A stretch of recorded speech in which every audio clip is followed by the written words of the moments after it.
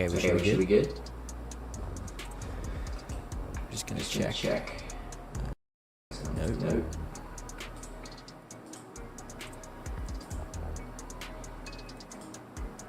Okay. No, not that.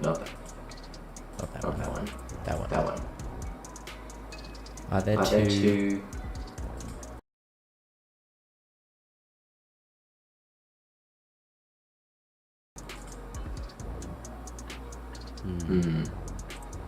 Can anyone who's here tell me if the audio is doubled? Because this happened. When did this happen? Wait, what if I check this? When did this happen? Wait, what if I check this? Okay. It does sound like it's doubled. I forget how this works. It was an HDMI thing. I remember last time. What if? I don't know where it's coming from. If I turn the HDMI. Wait a second. Yeah, there we go. Okay, is that better? Okay, is that better? There we go. Got it. I don't know why. Oh, I know why. Hold on. Is this coming through? It was coming through that, I reckon. It was. And it was not muted. Okay. Well, I mean, okay. I fixed it a different way, but I think I had figured out what was causing it. I reckon I could probably delete that. I don't need that. I'll just remove that input. Cool. Okay. We should be good now. I'm going to turn this music down a little bit.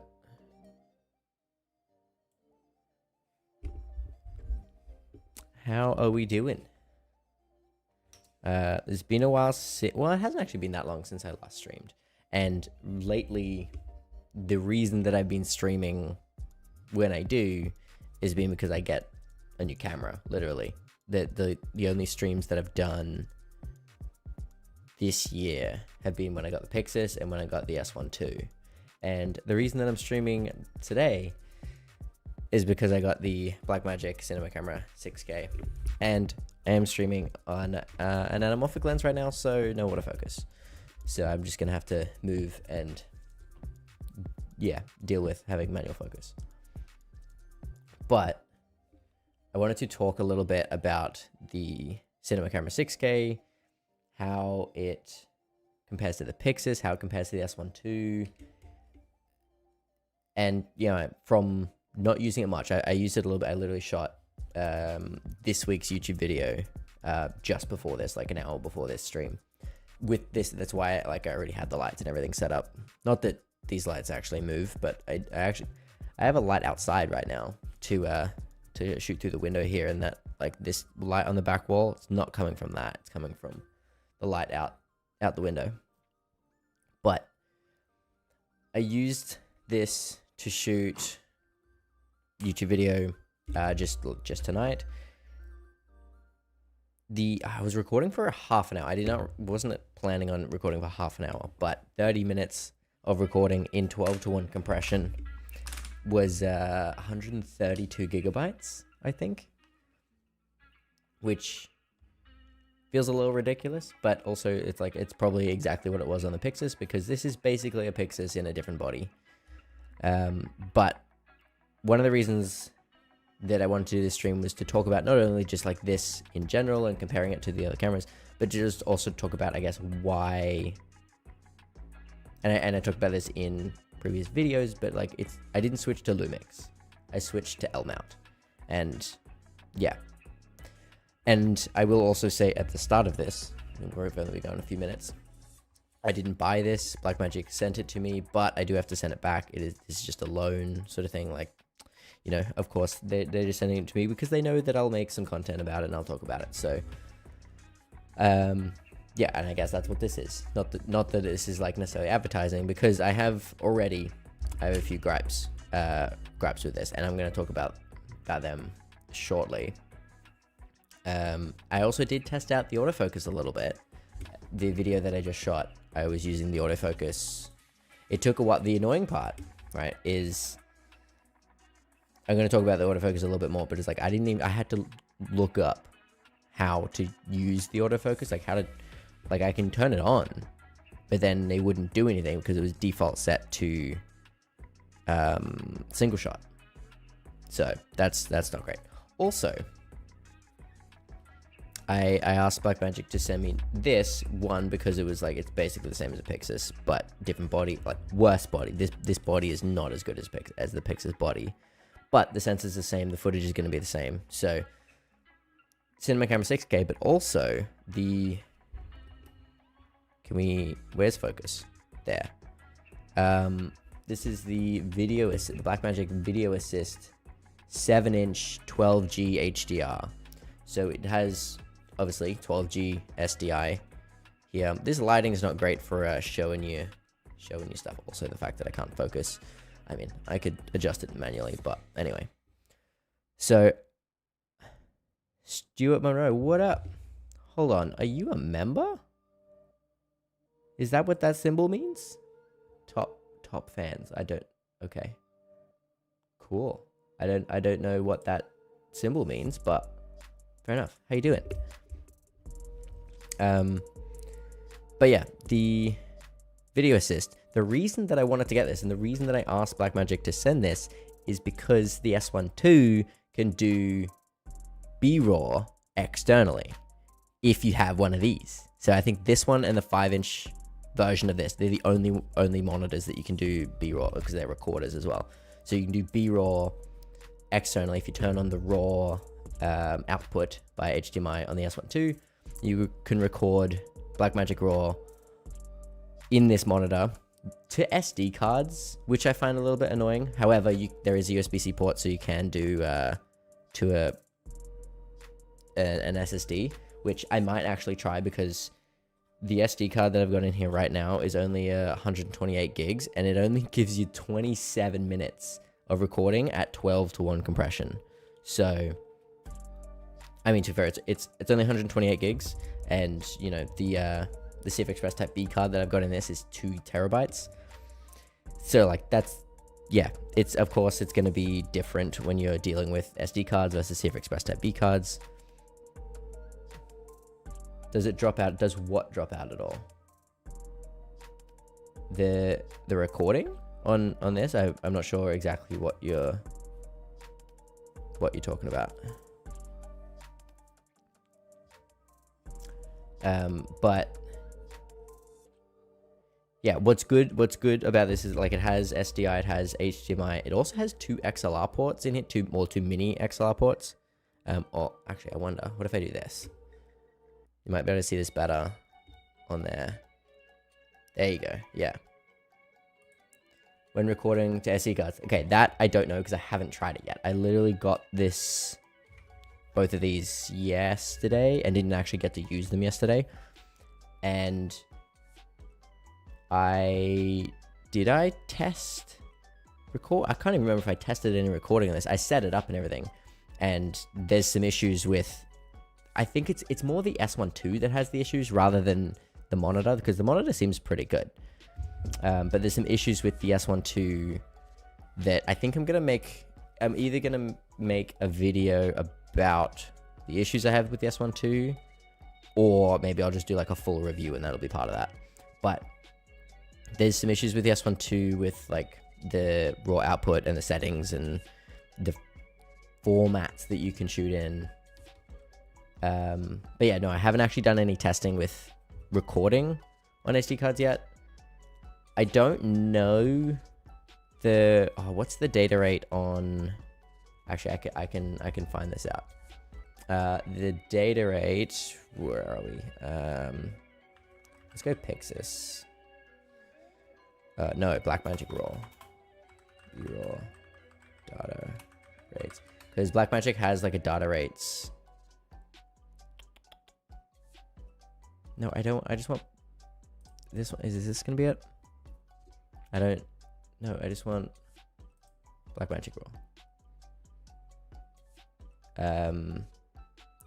yeah, so I'm a little concerned with how, one, the fact that you only get 27 minutes, and like, as I said earlier, I recorded for 30 minutes on the Cinema Camera 6K, and it was 132 gigabytes, so it's just a little bit bigger than the SD card that I've got in there. Let me just see, where's this calculator? Okay, no, fine, I'll go to the Pixis one, because I know the Pixis has a data rate calculator on the page. No, not on the page, on the Blackmagic Raw page of the, yeah, that's weird. Anyway, so in 6K open gate, 20, let's go say 25, because I'll get to that. I switched to 24, and then now I'm kind of switching back, sort of. So at 25p open gate, constant bitrate 12:1, we're at 77 megabytes a second, which V90 is at 90 megabytes a second. Yeah, right? V90 is 90 megabytes a second, like guaranteed. Yeah, so it can do 12:1, and it shouldn't have any issues. A good V90 card. This is from ProGrade. I reckon it'll be fine. The main issue that I find with this SD card in particular is it's only 128 gigs, and when you're recording B-RAW, like that's less than half an hour. My other big gripe with SD cards is they're just so slow to transfer off of. Like when you're transferring from a CF Express Type B card, so much faster than the than SD cards. They're just so much slower. But yeah, so I think 12:1 should be fine on SD cards. 8:1 is 116 megabytes a second, so I doubt that you could do 8:1 to a V90 SD card. Now, theoretically, according to the numbers on here, where are we? According to the numbers on here, let's see if I can, are we going to focus that? Yeah. No, there. So we're at 250 write speed. 250 megabytes a second will do 8:1. It'll do 5:1. It won't do 3:1. 3:1 is 308 megabytes a second. So, depending on whether like the V90 versus the actual like speed of the card itself, depending on, I guess it sort of depends on how reliable it is, because it's like the write speed is 250 megabytes a second, but it's only a V90, which, to be fair, I think is like the highest that you can actually get for an SD card. I think it comes down to whether it'll drop frames if it goes past that 90. But yeah, I had a problem that when you used the GFX for a job, I only had 2 SD cards. Writing to the card for photos was so slow. With videos, it even dropped out. Yeah, I would not be surprised, especially with a GFX. Like, those would be big files. And yeah, that's the problem with having slow cards for photos, especially if you're doing bursts and stuff. Like, you take a burst of photos, and then you just have to wait and wait and wait for that buffer to clear, because it just, yeah.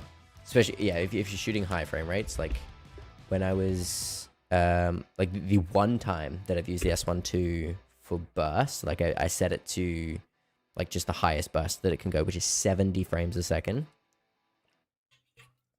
It took like several hundred photos in a couple bursts, and even with a ProGrade Iridium CF Express Type B card, which is like probably one of the fastest CF Express Type B cards you can get, it's like 3.4 gigabytes a sec, well, 3,400 megabytes a second.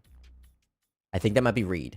Maybe write's like 1,700 or something. I can't remember I can check this. Oh, actually, hold on. Let's have a look at the gold one. The gold one's a little bit slower. I've got this gold ProGrade card. It's 34 megabytes a second. Sustained write 1,500 megabytes a second. I think the Iridium's a bit faster.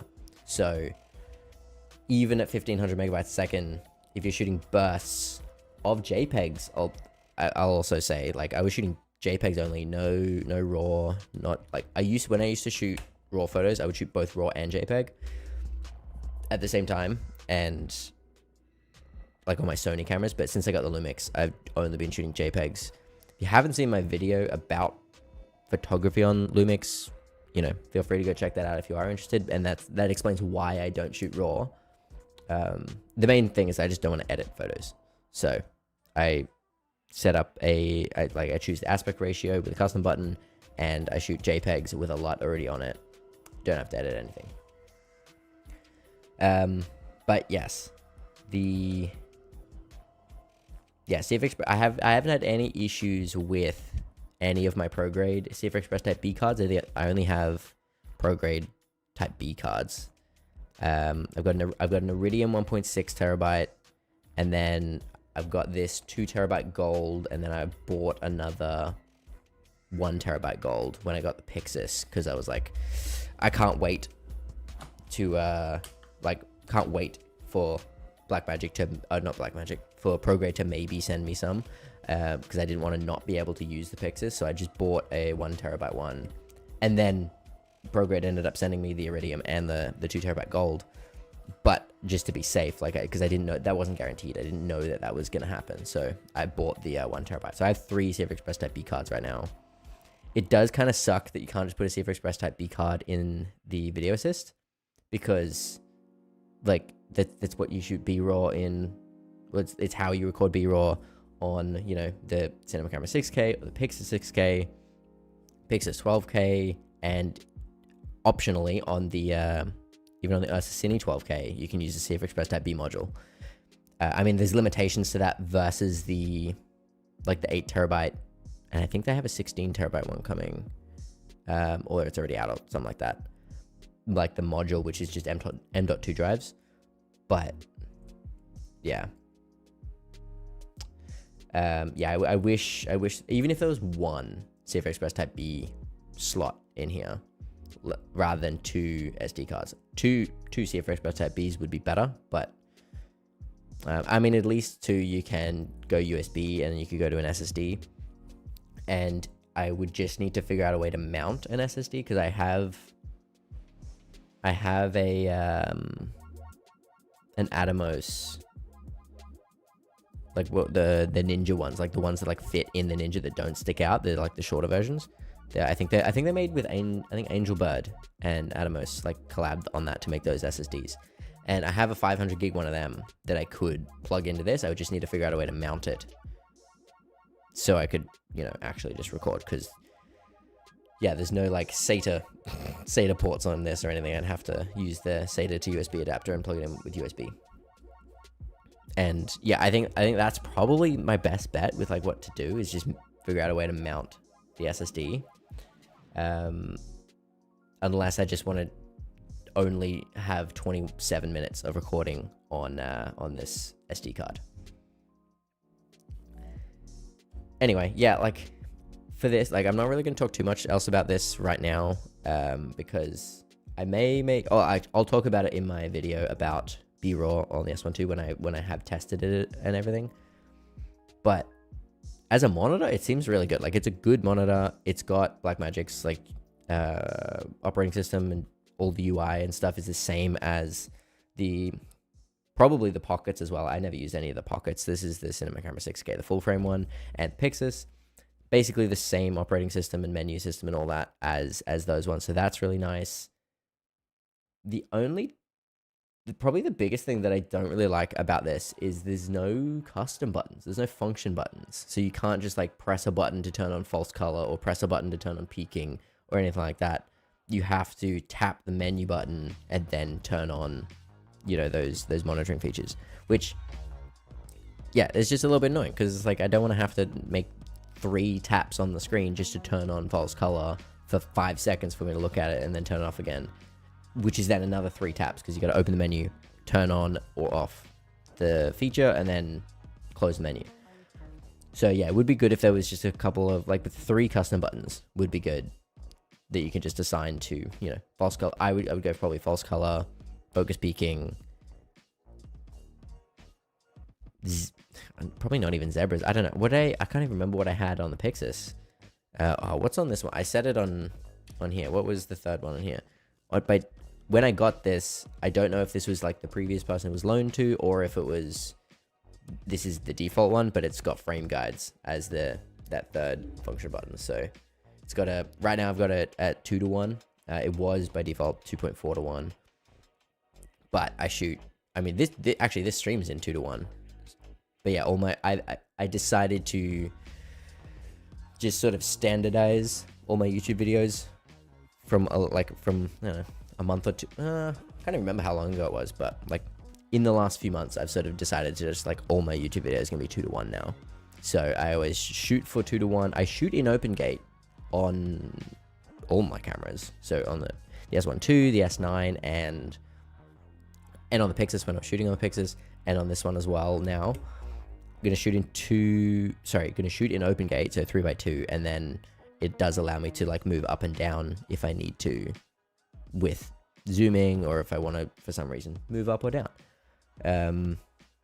Probably unnecessary to shoot in 2 to 1. Could probably go like 17:9 and just save a little bit of space.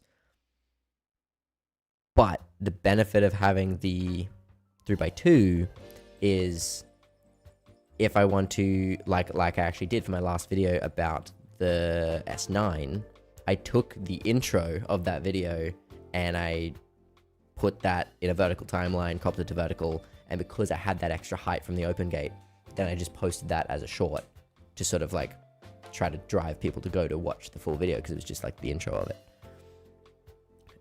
But yeah, so I've got frame guides on that. So that would be good if the video assist had custom buttons. Just so you can wait. Hold on. What are they? I just found this. Hold on. I'm gonna switch to the other camera. I just found these. They appear to be some sort of button, and I don't know what sort of button they are. So I might actually quickly test that. I just have an MPF battery. I'm just gonna do this. Normally I don't like using NPF batteries just because, you know, they're batteries. I'd rather just power everything with a V-mount, which is usually what I do, and I'll just plug in a don't tell me I need to use 2 different, like I have to use 2 batteries to use this. That would be so silly. Am I doing this wrong?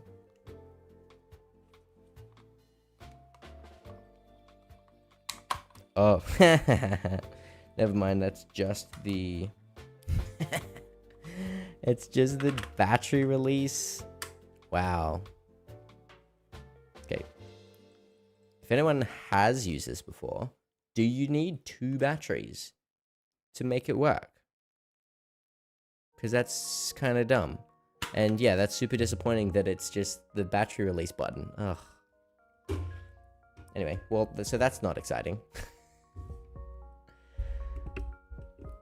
Anyway, now, one really annoying thing that I did not know about the Cinema Camera 6K is, I don't know if y'all heard that. That was really loud. Yeah, with the Cinema Camera 6K, the reason that I was just like, yeah, send me a 6K, because that, if you didn't know, I had the Pixis 6K for a while from Blackmagic. Like, they sent me a loan. I had it for like 6 weeks. I bought a bunch of stuff for it so I could use it. So I bought CF Express Type B cards. I bought this power cable, right? This DTAP to 2-pin LEMO cable. And what else? I bought, I bought like a long NATO rail because I didn't end up getting a cage or anything. So I just like put a NATO rail on the top to mount a handle. On this one, I've done the same thing because I don't have a cage again. Where are we? There. So I've just put a short NATO rail on there. And what sucks about this is because there's only that one, like 1/4-20 hole, that NATO rail can rotate.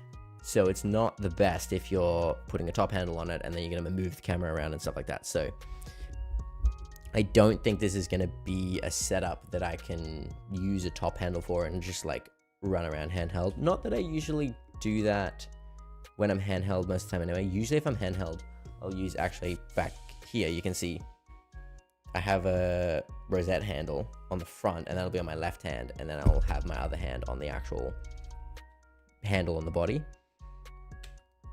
But So like, so that's fine. So I don't usually need use the top handle all that much, but like just carrying it around and stuff like that, or turning it, like picking up a tripod, or like one hand on the camera, one hand on the tripod sort of thing.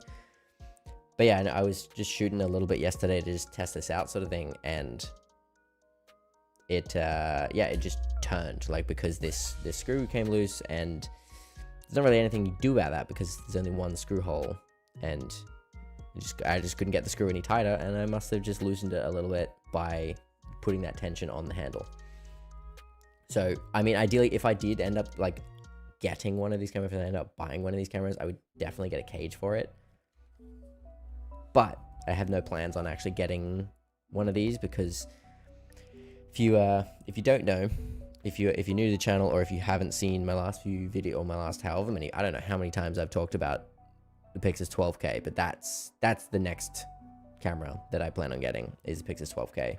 So don't plan on buying one of these. I would consider maybe getting a Pixis 6K, but I don't want another sort of this shape. Not that this is like an actual like mirrorless sort of shape. It's not a hybrid camera like the S1 II is, but it's not a Pixis. What else was I saying? There's the, yeah, so the stuff that I bought, that's it. Stuff that I bought for the Pixis.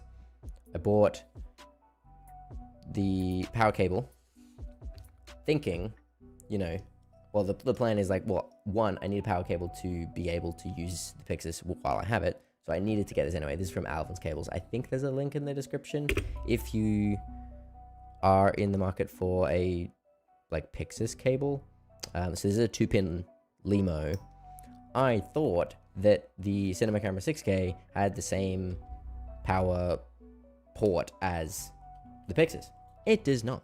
So here's me thinking that it'll be totally fine. I'll be able to just plug this into my VMAT battery. I can't. It is 2-pin LEMO, but maybe it's not LEMO. It's 2-pin something else. It's similar sort of locking connector, but it's just different. I don't know. Oh, I left the power cable over there. The good thing is it does come with both a battery and like a power cable to like wall plug. So I can at least use it until I do get a cable.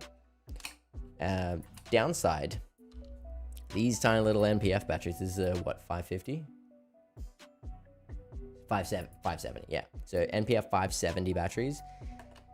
I mean, people know this. I knew this before getting this. These cameras with these batteries just do not last at all. Like they run out so quick. They just eat through batteries. Because I mean, yeah, if you're shooting 6K open gate in B-RAW, yeah, you're gonna use a lot of power, and those batteries are just like not enough power.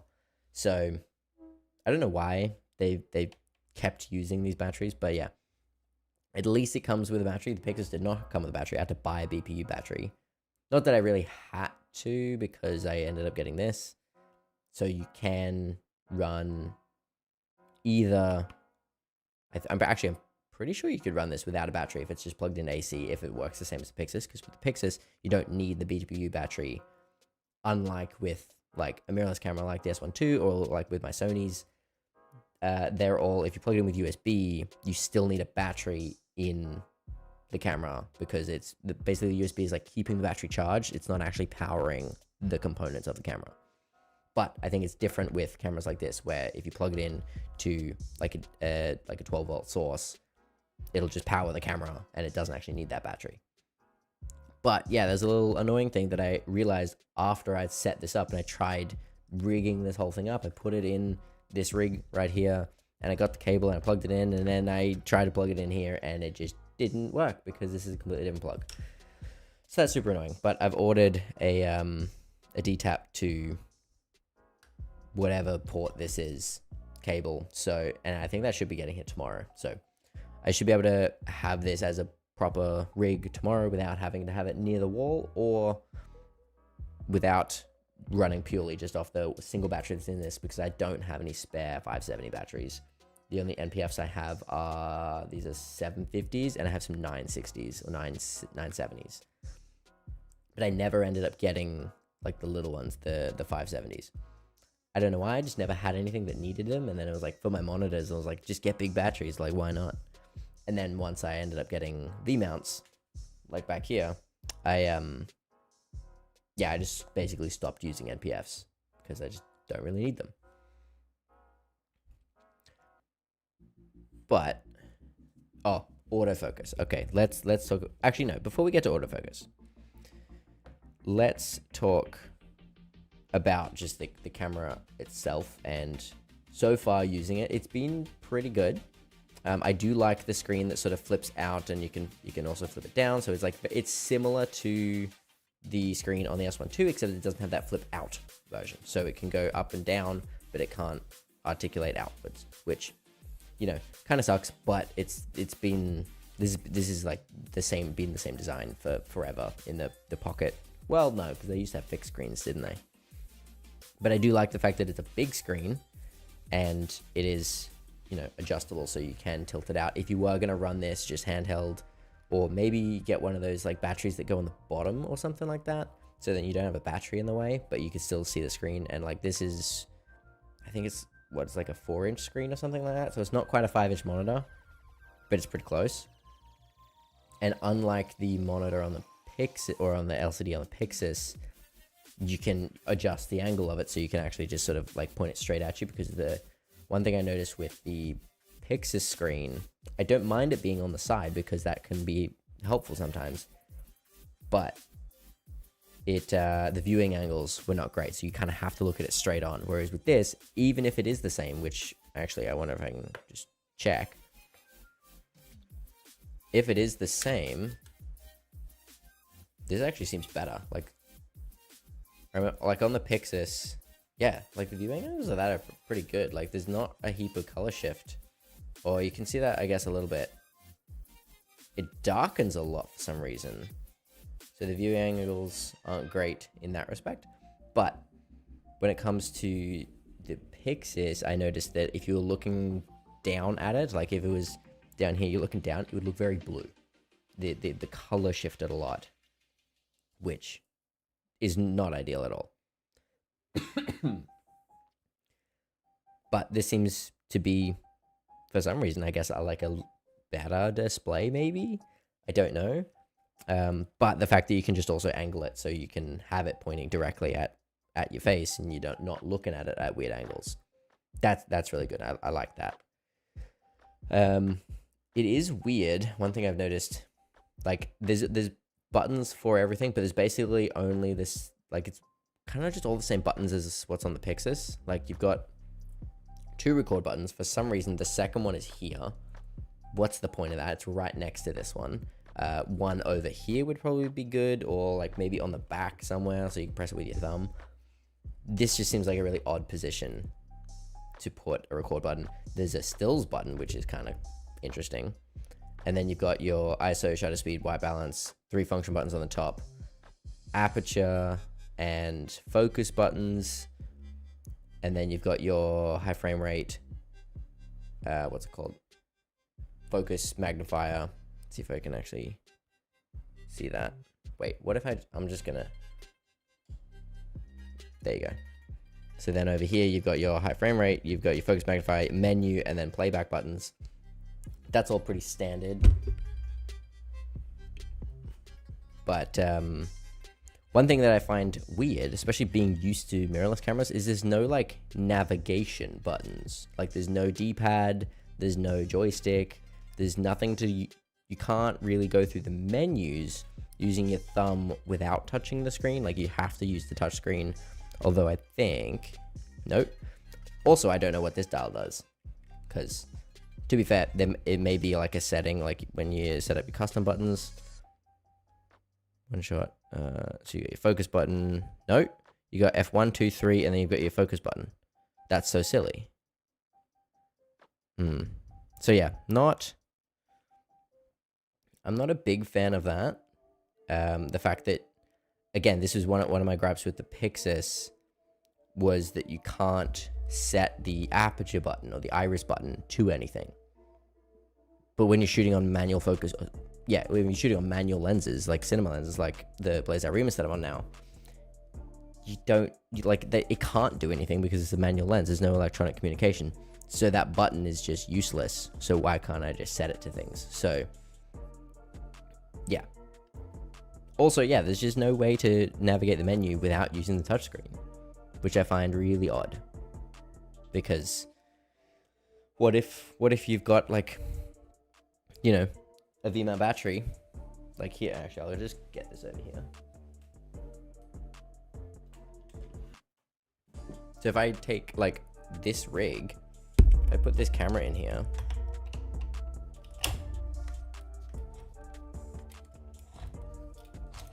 like, I currently have it set so there is a big enough gap there so I can, like, tilt out the screen and everything. I can have that there so I can at least sort of see it from above, like that.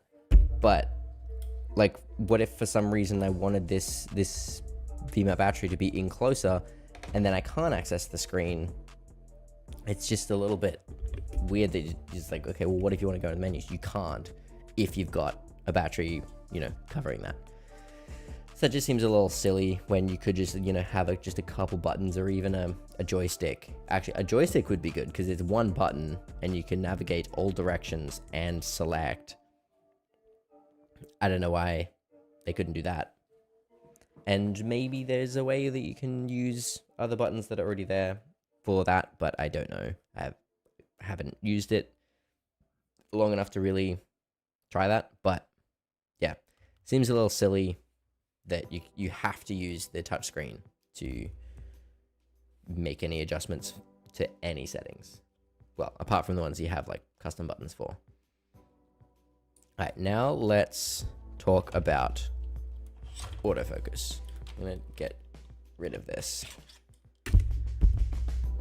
Put this back on the tripod over here.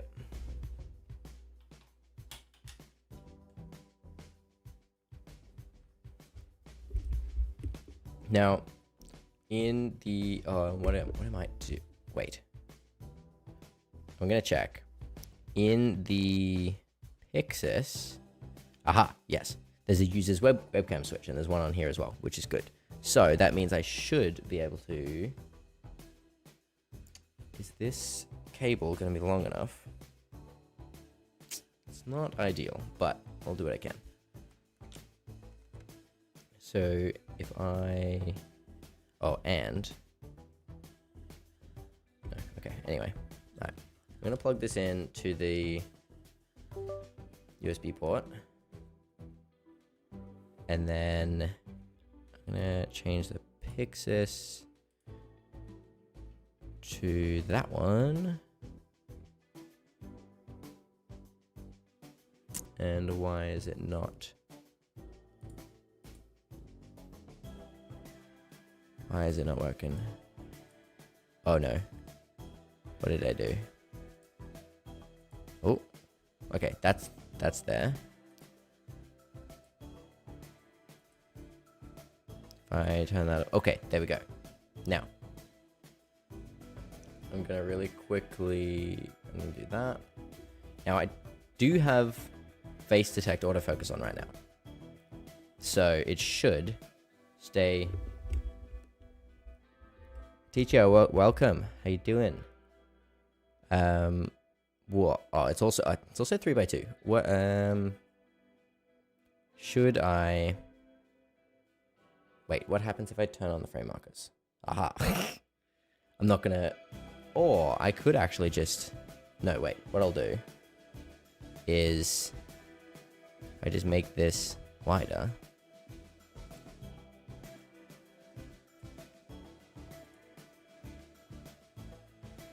I'm gonna make this a little bit. Oh, that's the wrong one. I forget how to use OBS. We want this one.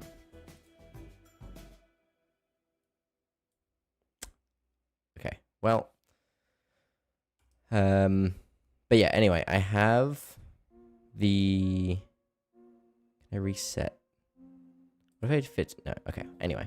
I have the face detect autofocus on, so it should be tracking my face. And the annoying thing is I can't see the actual box over my face, which even if you have the, what do they call it? This status text. If you have that turned on in your HDMI or HDMI out, it doesn't show the autofocus stuff on your external display. Like I showed a video earlier, I had this plugged into a monitor, which was then connected to a transmitter, which was then transmitting to my director's monitor, which I was looking at, and I could see all the other status text, like all the stuff that's around the outside, but it it wouldn't show. So like I couldn't tell if it was tracking me or not. I just had to sort of like move around and see, like, okay, it is tracking me, cool, because I can't see the box around my face. YouTube recommended me a channel, and being a photographer and a beginner filmmaker, since I saw the thumbnail and title, I was like, this is something interesting to watch. Oh, well, I'm glad you think so. Yeah, basically the whole gist of it is I recently switched to Lumix. I'm shooting on the Lumix S1 II here, but I didn't switch to Lumix. I switched to L-mount because I want to get Blackmagic cameras in the future. I want to get the Pixis 12K. So having Lumix and Blackmagic work so much better together than Sony and Blackmagic. Plus, Lumix had a lot of features that were sort of really going for it. So yeah, the S1 II was kind of a no-brainer upgrade sort of thing, just like full switch to L-mount. I keep saying that I didn't switch to Lumix, I switched to L-mount because I can use the same lenses. And now with this autofocus on Blackmagic, hopefully this comes to the Pixis. Hopefully it comes to the Pixis 12K, because like if it comes to the 6K, sure, that's great, but you know, I don't plan on getting the Pixis 6K. I had it for a while. It was great. It made me want the 12K more, and when the 12K finally comes out, then yeah, I want to get the 12K. But yeah, hopefully the autofocus comes to the 12K. Anyway, now I'm trying to figure out if there's a way that I can show you the settings. I'm gonna unplug this here, and then I'm going to switch, or I could, no, yeah? Is that gonna work? If I do this, but then I have focus, it's gonna be real weird. A minimum focus on, that was maximum focus. I'm a professional. There we go. There's minimum focus. There it is. Okay, so there's the focus box that I was looking at. Now it is white right now, which is not ideal, because I think it's meant to be, wait, is it white? I can't even tell. Because it's meant to be, I think, either blue or yellow. But you see like the stuff that's on the screen right here, that's like the focus thing. Now what it was set to, when I first sort of set this up, was that, which is just single shot. So then it'll only focus when you tell it to focus, and it'll, where are we? There. And it'll focus once, it'll find that, and it'll stay there. Then you've got AFC, which is good, but that basically means, and actually, I'll show you here again. Okay, back to, hold on. I'm gonna switch to the other camera because this is a lot easier. So you're gonna, now it's looking a little bright there. That is, there's no way that that's what, now this is really cool. I kind of knew that this is completely unrelated, by the way, but I kind of knew that this was a thing, but I hadn't really tested it before. But that's really nice. The fact that the menu, like the UI and everything, just turns to vertical. I mean, you can change that setting, so it can be auto, or you can set it to vertical or horizontal, but the fact that you can just like turn the camera and all the settings and stuff just change to vertical, that's so good. All cameras these days need to have that, because we shoot in vertical so much, and it's so weird that a camera that is like so not built for vertical does that. Anyway, so what I was showing you, I don't like the fact that, is that focused? It's like this screen is too bright, so it's like blowing out that camera there. But if I now press, if I swipe across from here, so we've got our AFC, and then can you see? You can't even see that. And then if I put, yeah, there you go. There's like a box in the middle. You see, it's just gonna focus on whatever. That might be too close for this lens. There you go. And then if I go up there, it should focus on me. It's really hard to tell on that camera through this camera. But and then you've got object tracking, so you can tap on, or you don't even need to tap. That's nice. Okay, we're at 28. Yeah. So it will just sort of decide what it wants to focus on, and it'll just track it. You can obviously just like tap on what you want. So let's say I want it to focus on the microphone. Let's see if I can do this. Tap on the microphone, and it's going to track that microphone. So that's good. And then you've got the same thing for faces. Why was it? That was really dark for a second.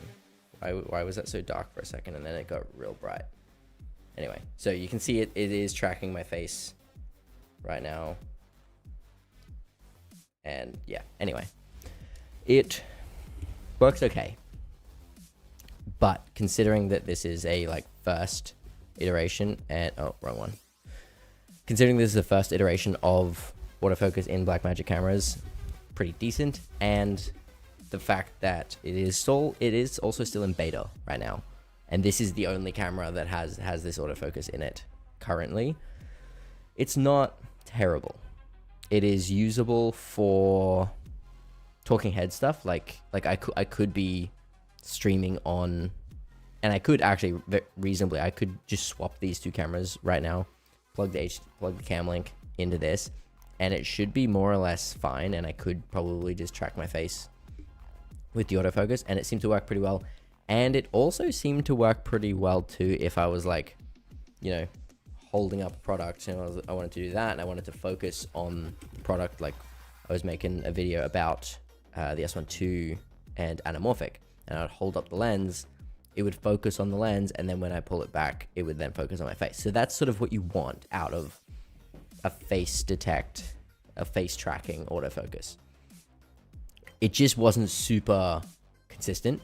Like it would, if I like got up, sat down, and then got up again, when I sat back down, like it just wouldn't even find me.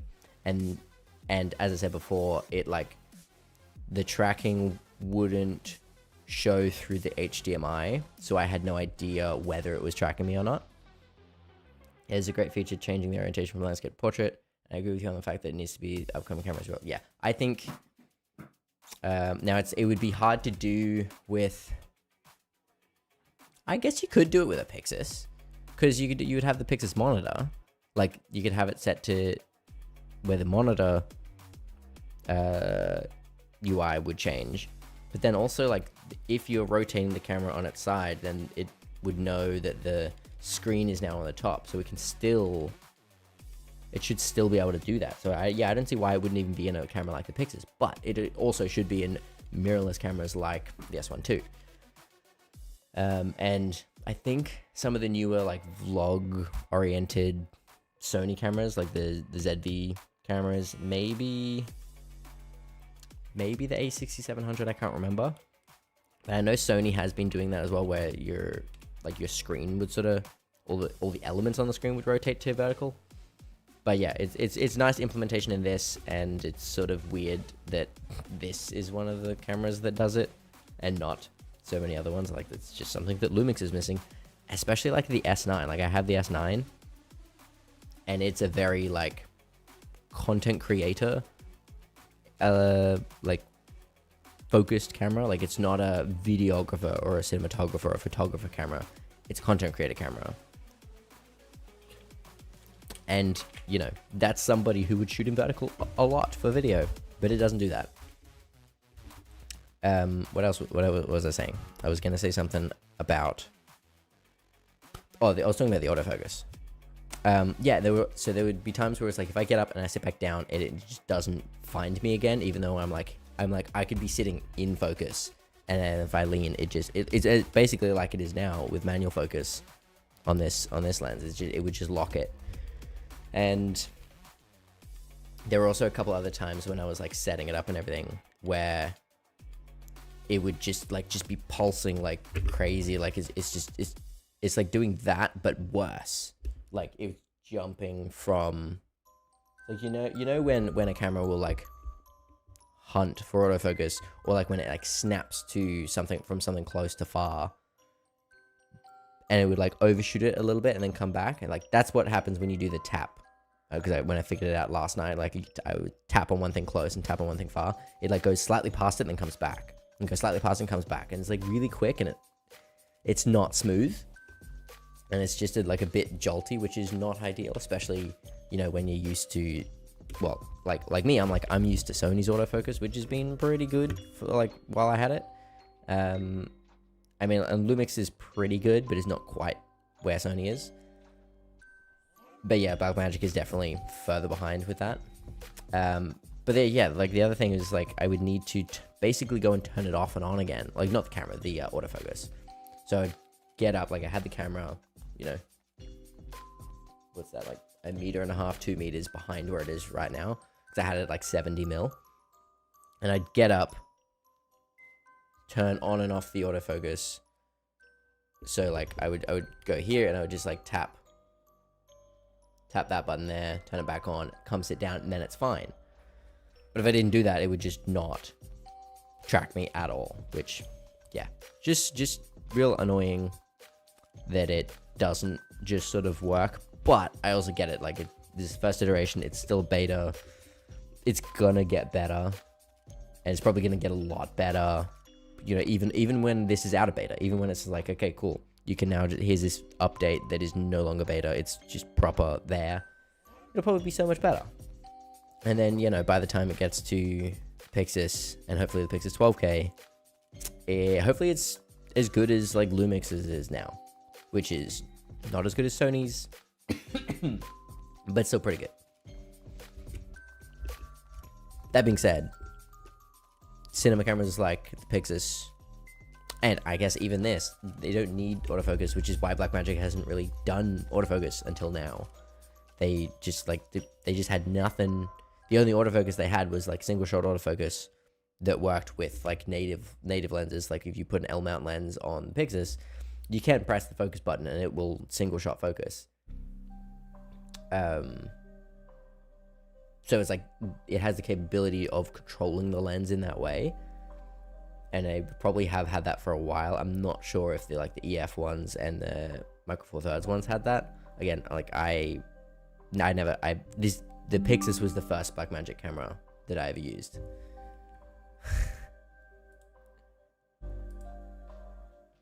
Yeah, I knew it. This is very funny. I have been getting so many emails from a couple of different people at Newer to do like collaborations and stuff. Some of them I reply to, some of them I don't. I don't choose to not reply to them. I just sort of like don't get around to replying to them. But even the ones I do reply to, I then don't get replied to, which is why I've sort of, well, not given up, but kind of given up. But I also know that I'm gonna be like, oh yeah, if you want to do this, here's my rate, and they're gonna be like, oh, we actually don't have any budget.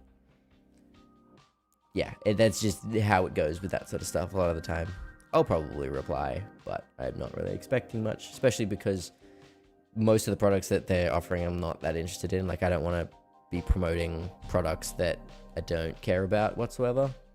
I like if I really like a product, you know, like Lumix cameras or Blackmagic cameras, and you know, a lot of the small rig stuff, honestly, and the Kono Blue stuff, like I really like that I've made videos about. I want to make content about that, so it's you know, sometimes when it is, you know, a collaboration of some sort, then it works, because like I want to make a video about that anyway. But if I don't want to make a video about like I don't know, I don't want to make another V-mount battery video unless the battery itself is interesting. And like those are the things, like I enjoy talking about V-mount batteries, but with you know, like the 212 that's on here on that, that's at least interesting. Jazzy, what up? Been a minute, hey. But yeah, every time I have replied to Newer, I've said that I want their 600 watt light. I was like, I'll make a video about that.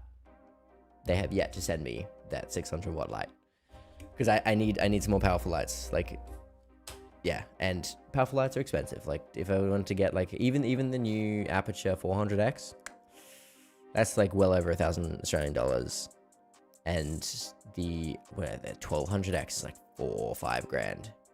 So expensive to get. Like, and they're even like, they're moderately powered lights. Like, they're not even like the big like 5,000 watt ones or whatever. But yeah, anyway, what were we talking about? Cinema camera 6K. How it. I'm considering making a video about the ergonomics of this camera, because I really liked the form factor of the Pixis.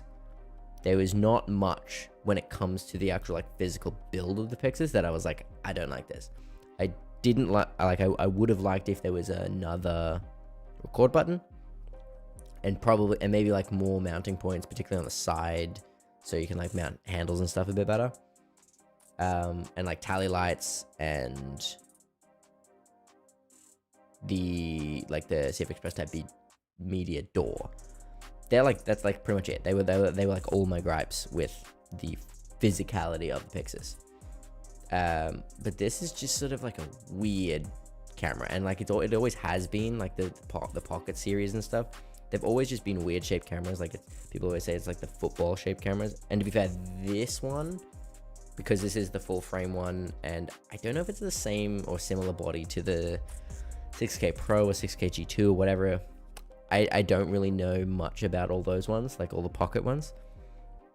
But this feels a little bit less like a football and more just like a mirrorless camera. It's just a big mirrorless camera. But I don't know if you can hear that, but it's like very plasticky, whereas the Pixis is made out of metal. So that's a big thing that I did like about the Pixis, is it's very solid, whereas this is very plasticky. The handle's okay, but it's sort of one of those weird ones where I don't know how to hold it. Like, do I hold it like this and rest my finger on the record button, because that seems a little dangerous, or do I like just have it under like that? Because like the good thing about this is it is tall enough, like the grip is tall enough that I can just wrap all my fingers around it, which a lot of mirrorless cameras, their handles are too short to do that, unless you have a cage. A lot of the time you add a cage and it's fine. But yeah, so it feels like it can sort of go either way, but I don't know which one to do. There is only one CF Express Type B door. CF Express Type B slot, which honestly, like, I've talked about the benefits of having dual slots before for memory cards, but I can't actually tell you a time where I've legitimately used two slots at the same time, like dual recording. I know I have before, but I can't remember why, and I didn't end up coming in that handy. Like, I didn't need it, and I can't remember why I used it. But it's like one is okay. It's not that big of a deal. I talked about the whole power thing with the cable that I bought for the Pixis. I thought this would work on this. It doesn't. It's a completely different port. So I ended up ordering a cable just so I can use this in a rig without having it plugged into the wall, because also the batteries that come in these suck, and yeah, they just don't have that much power. There are two. I don't know if you can see this. Well, not on that camera. Unless I focus it. Let's go to this one. There are two mini XLR ports right there. I don't have any mini XLR cables or adapters, so I guess I just can't use XLR audio unless I got an adapter or a cable. But the good thing is it does have a 3.5mm jack, so the vast majority of time. Oh, that reminded me of something. Anyway, the vast majority of the time I'm using a 3.5mm mic because I don't have either of them here. I use the Comica VM40 Fender shotgun mic because there's a wireless shotgun, and the mic itself can record 32-bit float internal, so I basically just record sync. Great time here. See you again on another live stream. Gotta hope it. Fair enough. Have a good one. Thanks for hanging out. Yeah, I pretty much always use the 32-bit internal recording on both the VM40 and the Rode Wireless Pro. I'll plug it into the camera purely for sync purposes, and then I'll sync it, and then I'll just like in Resolve I'll sync it, and then I'll just disable all of the non 32-bit float tracks or files, I guess. Now what I could do, I even keep the tracks there in case there's an issue or something like that, but I could totally just like not include the internal audio, but yeah, so like 3.5mm jack is totally fine for me. I mean, I don't see any issue with, I feel like I could totally just say this. I don't think there's any issues with saying this, but I had a meeting with Lumix the other day, and I think they're sending me a handful of things as a loan. Like I gotta send it back. Same deal with this. Gotta send this back. But Lumix, I think, will be sending me a body and a handful of lenses. And I can't remember. We did talk about the XLR unit, which I'll do some testing with that, because then you can record 32-bit float internally in all these new cameras. So in this, and I think I'm getting an S1 IIe, which will be good to compare to the S1 II, and actually I guess the S9 as well, because it sort of sits right between them. But yeah, if I have the XLR module, that would be the only time that I would actually go back to using XLR audio, because I just don't use XLR audio anymore, because I have no reason to when I can just record 32-bit float into the mic itself with both the VM40 and the Wireless Pro. So yeah, there's just no reason for me to use XLR audio, even though I have, handful of XLR cables. I have two XLR mics. I used to have, I don't even use XLR mic at my computer anymore, because like I've had this is the Rode XCM50, and technically I got this for free. I told that I made a video about that, if you're interested in hearing that story. But I did technically get this mic for free because I spent $1 that then got refunded when RodeLink came out. RodeLink? Is that what it's called? I forget. But then, no, it's not RodeLink. It's Wavelink, because Wavelink is Elgato's one. I can't even remember what it's called. Anyway, I made a video about that. It was Wavelink versus whatever the hold on, I'm gonna find it. Do I have audio? Where's audio things? I don't want to play all. Don't play all. No, it's gonna play all. Go away. Stop it. Unify. Rode Unify. That's what it was. Yeah, so the video is called Audio Software for Streamers, Elgato Wavelink versus Rode X Unify. And then, like, whatever the slash thing is, Rode XCM50, which is this mic.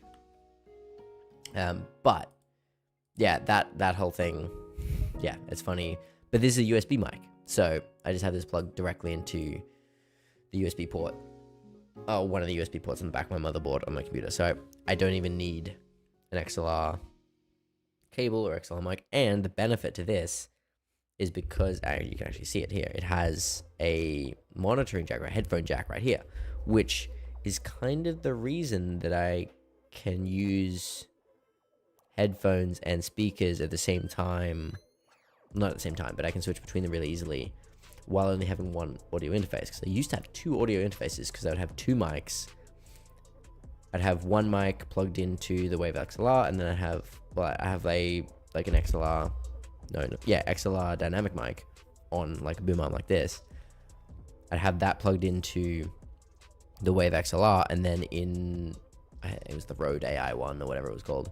I would have my shotgun mic, my Rode NTG1, plugged into that, and I would switch between them back when I was streaming a lot. And then I would plug my headphones into the second interface. But without that second interface, I don't think there's really an easy way for me to have speakers and headphones plugged in that I can just switch between using a button on my Stream Deck, unless I have a USB mic like this. So I either would need a different interface, or I would need to somehow plug in headphones to something else, and I don't know how easy that would be. Maybe I could just plug it straight into the port on my computer. But anyway, I don't know why I'm talking about audio in this stream. This is not about audio.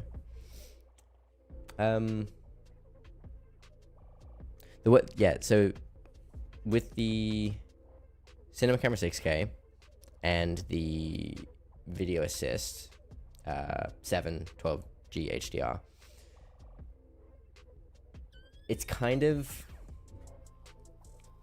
if you're gonna use them together, like you could totally use it together, because this is like it's a good monitor, but it's a little bit unnecessary to have this monitor if you're shooting on a Blackmagic camera. It kind of just doesn't really make sense, because one, you can you record B-raw in both.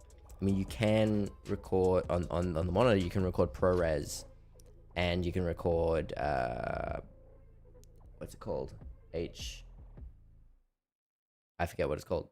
The DNxHR or whatever it is. So you can record in a few different codecs on the monitor, whereas on the camera you can only shoot in B-raw.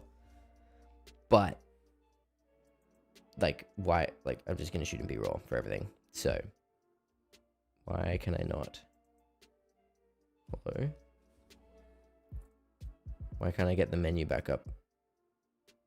What is happening? Menu? Oh. Something weird is happening with this. I don't know why. The touchscreen is not doing anything. The menu button is not doing anything. None of the buttons are doing anything. This is weird. I just had it sitting here for a little bit. I'm gonna turn it off and on again. It's getting quite warm on the bottom, which is kind of weird. Like the tripod plate is warm. But yeah, that's weird. I've never had a camera just like freeze up like that. It didn't freeze. There's the thing. Like the image stayed the same. Yeah, there we go. All right, I'm gonna turn off face tracking right now.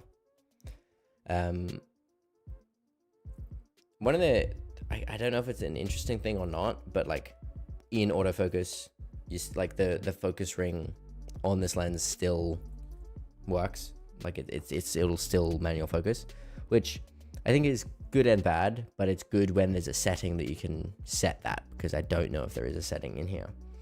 But yeah, even just sitting on doing nothing for a while, like a little bit of menu, you see that like the red up there, that's the low battery symbol. So yeah, these batteries just do not last, which kind of sucks. But yeah, that's why I had to just order a cable so I can plug this into a V mount, because yeah, I don't want to have to deal with that unless I'm just shooting really short clips for not very long. And honestly, like, to be fair, I don't even have any like projects lined up to use this. Well, like when I had the Pixis, I had a short film that I was gonna shoot anyway. And then I was like, oh, perfect timing. Like, I'm gonna have the Pixis while I'm shooting that. Don't have anything between now and when I have to send this back. So I don't know what I'm actually gonna shoot on this, apart from just, YouTube stuff. So I'm going to make several videos about the S1 II and about this, and maybe a little bit about both, and about the about this. But the thing is now, and one of the reasons why I was happy when this arrived yesterday is because currently I don't have my S9 with me. So then I only had one camera, and then so it was good that this showed up before I didn't have my S9 for 2 weeks. Someone's just borrowing it. It's not a big deal, but yeah. So without having the S9, now at least I have this camera to sort of be that second and, you know, record, you know, YouTube videos and whatever, while, you know, if I'm making a video about the S1 II and I want to show the S1 II, whether that's menus or just the body itself, then I can at least record on this. And I also want to do, I'm gonna make a video about B-raw on the S1 II using the video assist. So I'm gonna compare the internal 420 recording with B-raw on here. Now, like, B-raw is gonna be way bigger, and I think one of the things that I will test is, one, dynamic range. Of course, you gotta test dynamic range. Although I can't do it like properly. I'll just like set up a high dynamic range scene and just see what I can push and pull from the shadows and highlights. But also with like color and like white balance especially, I might intentionally set the wrong white balance. Like I might have like, maybe I'll like set lights to like 2700 or something like that, but leave the white balance at 56, so it's gonna be really warm, and then try to neutralize it. And I bet with the 10-bit footage internally from the S1 II, it'll be like not ideal. But with B-raw, I reckon it'll be. That's the interesting thing I want to test, because I've done that test with Pixis footage, and I'm sure this would be exactly the same as the Pixis in that regard. But I'm curious to see how that will go with B-raw through the video assist. So that I really want to see whether it's as good as native B-raw in camera, with particularly changing white balance. I made a whole video about changing white balance because it was a whole thing for me a couple times. Like there was two instances, and I talked about these in that video, where I changed my white balance and then I forgot to change it. Or no, okay. So there's one where I changed my white balance. So I was shooting in the evening and I was like trying to get like a nice night look. And then the next morning I forgot to change it back to 5600. So like the first couple of shots of that day were at the wrong white balance. But then I had another one where I was making a video. I was actually making a video here, and I did the exact same thing. I set my white balance in camera to 3900. Then I'd have like my tungsten practicals, and I think my key was practical. I don't think I actually used a I don't think I actually used a key light. I think it was just a practical, but that was at like, you know, probably about 2700. And then I'd set like what's meant to be like moonlight. I would set those lights to 4300. I did that for the video itself, and the video itself looked really good because it was shot on the Pixis. And then for the thumbnail, I wanted to have the Pixis in the thumbnail, so I did that, and I shot that on the FX30, but I forgot to change the white balance on the FX30, so that was still set to 5600. And yeah, trying to fix that would make it look like the video did was very difficult, and I don't think I even did a good job at it. Whereas, one, if I just changed the white balance, it would have been fine. Or if I was shooting in B-raw, it wouldn't matter because I could just change the white balance in post, which that's one of the really good things about B-raw, and I want to see if B-raw through this out of the S1 II will perform the same way as native B-raw out of a Blackmagic camera. Oh my gosh. I got this new chair, and the main thing I don't like about it is how easy the armrests are to move. Like I'll lean on it and it'll turn because they like have those pivot sort of armrests, or they'll slide forward. Like I'll just try to like push myself back in the chair a little bit and the armrests just slide forward. That's just annoying. And I wish there was a way you could lock it, but yeah, seems like you cannot, and I just need to learn to deal with it, because like most of the other things about the chair are pretty good. Anyway,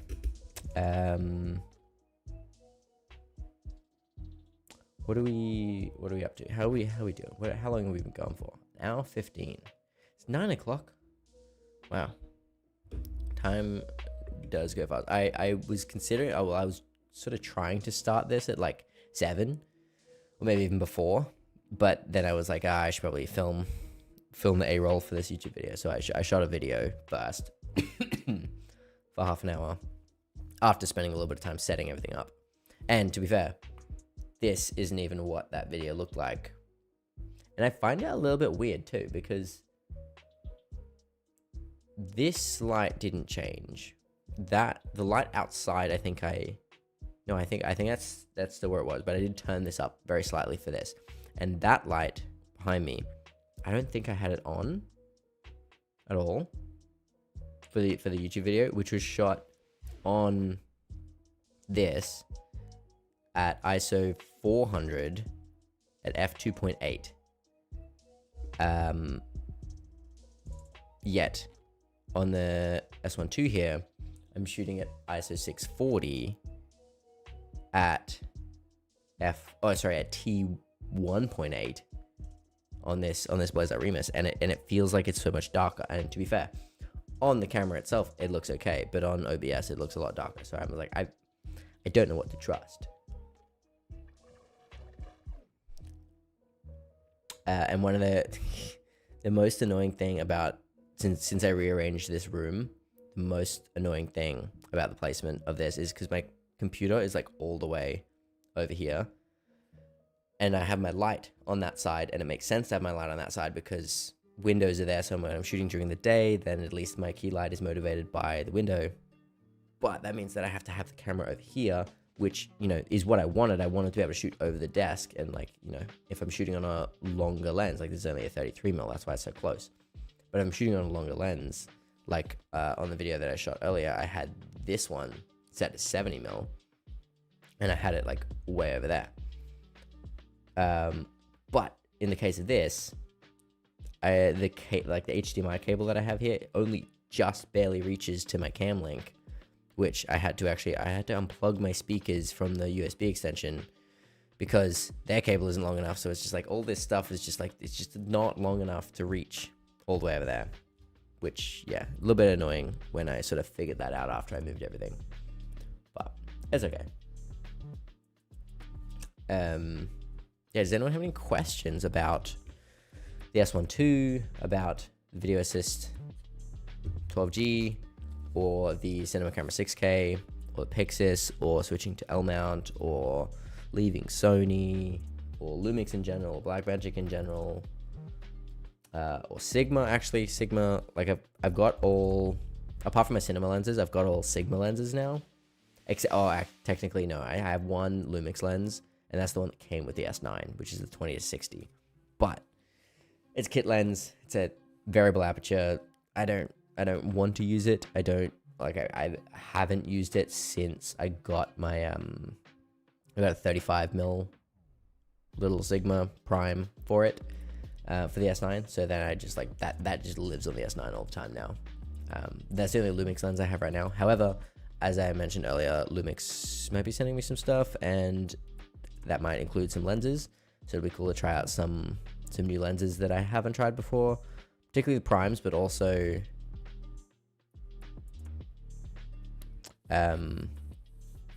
like, yeah, a couple primes, but also the maybe the 7200 2.8, which will be cool to try, and compared to a lens that I used a lot, which was the 7200 G Master for Sony cameras. So it'll be interesting to see how that goes compared to that. But yeah, I should probably also double check before they send anything that that the XLR module is going to be included, because I remember we talked about it, but I can't remember if it was confirmed. But yeah, it'll be cool to try out some more Lumix stuff, as well as, you know, this Blackmagic stuff. And I'm eagerly waiting the Pixis 12K to become available. One, so I could, you know, get like a demo unit to like on loan, just like this, like to have for a little bit. Don't know when that'll be. Don't even know when they're shipping the ones that people are ordering.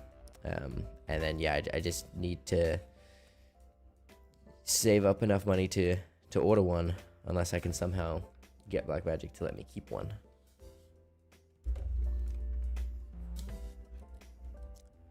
But yeah, let me know if you have any questions about this. Otherwise, I might finish up this stream soon. May start editing the video that I shot earlier tonight, or maybe not. We'll see. Also, this is the first stream I've done anamorphic. Yeah, my other ones I think I've used.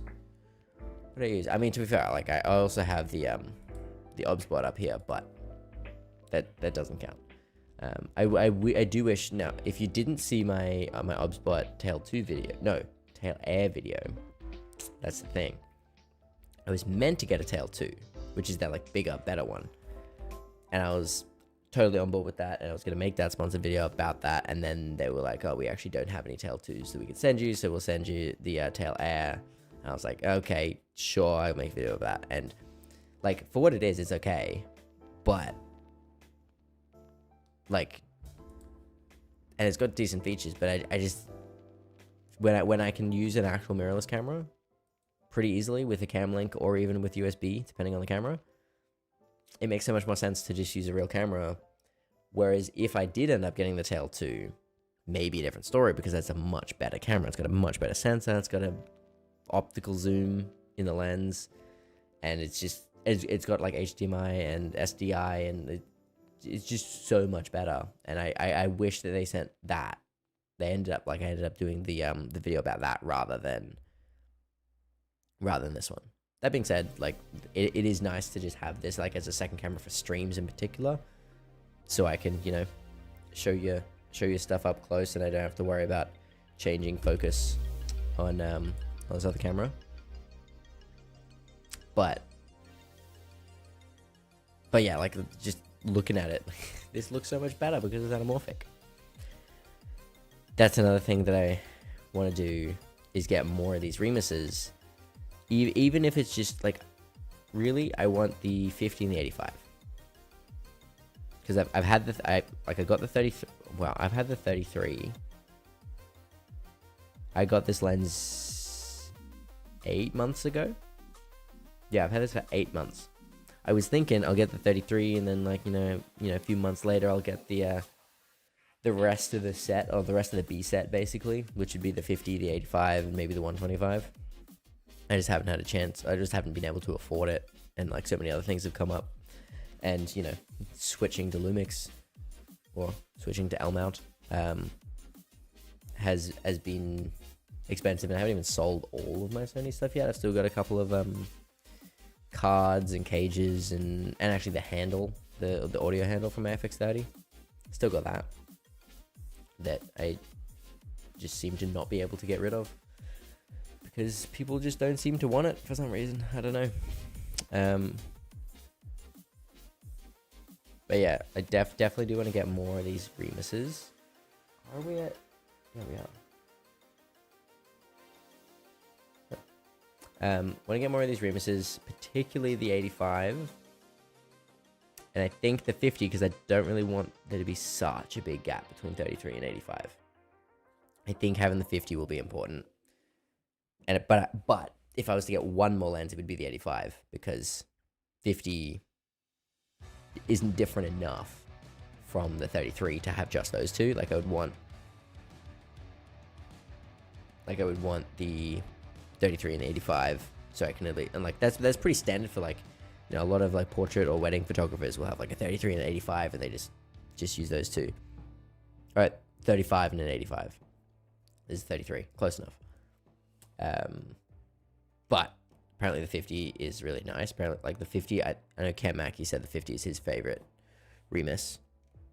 And yeah, so I would really want the 50, but 85 in particular, mainly just because I prefer longer focal lengths. Like this looks good, but imagine if this was 85 and it was, you know, a meter back further, maybe 2 meters. I don't know.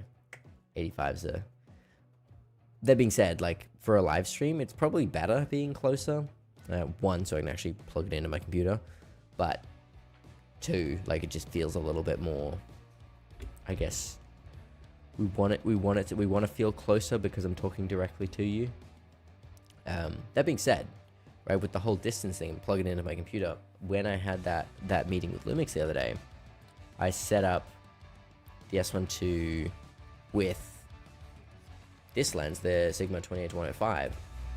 I think I had it at like 50 mil or something like that, and I just put it like behind my desk, like so, like another maybe foot or so behind this, and I actually just had it wirelessly go to. I used my Holyland Pyro S, and I just plugged the receiver into my cam link, and I just had the transmitter going from the camera, obviously, to that receiver. So, and I didn't notice any issues, and it was obviously way better than, you know, the webcam video that I was talking to. So that I was considering doing that for this, so I could, you know, shoot a little bit further away and on this lens, but then I decided to go with the 33mm and shoot anamorphic. So it's got to be a bit closer because 33 is just so wide. And yeah, and I was gonna shoot it like T28. Not enough light. I would have had to turn all my lights up. So we're at 1.8 right now, and it seems not too bad. Like I don't know what the actual stream itself looks like that much, but like I'm looking at the OBS preview, and it looks pretty good. It's like it's pretty sharp. Hopefully I'm not like leaning in and out of focus too much. But I have actually recently, but because I like rearranged my whole office here somewhat recently, a few weeks ago, I have really liked having somehow more space, even though I technically have less space, but it just seems to fit so much better, and I like the shots that I can get a lot more now, and there's some more ideas that I have that I haven't even tried yet. Like I want to do one shooting from like this corner over behind me where the door is, well, the hallway is, I guess, shooting like this way towards my computer.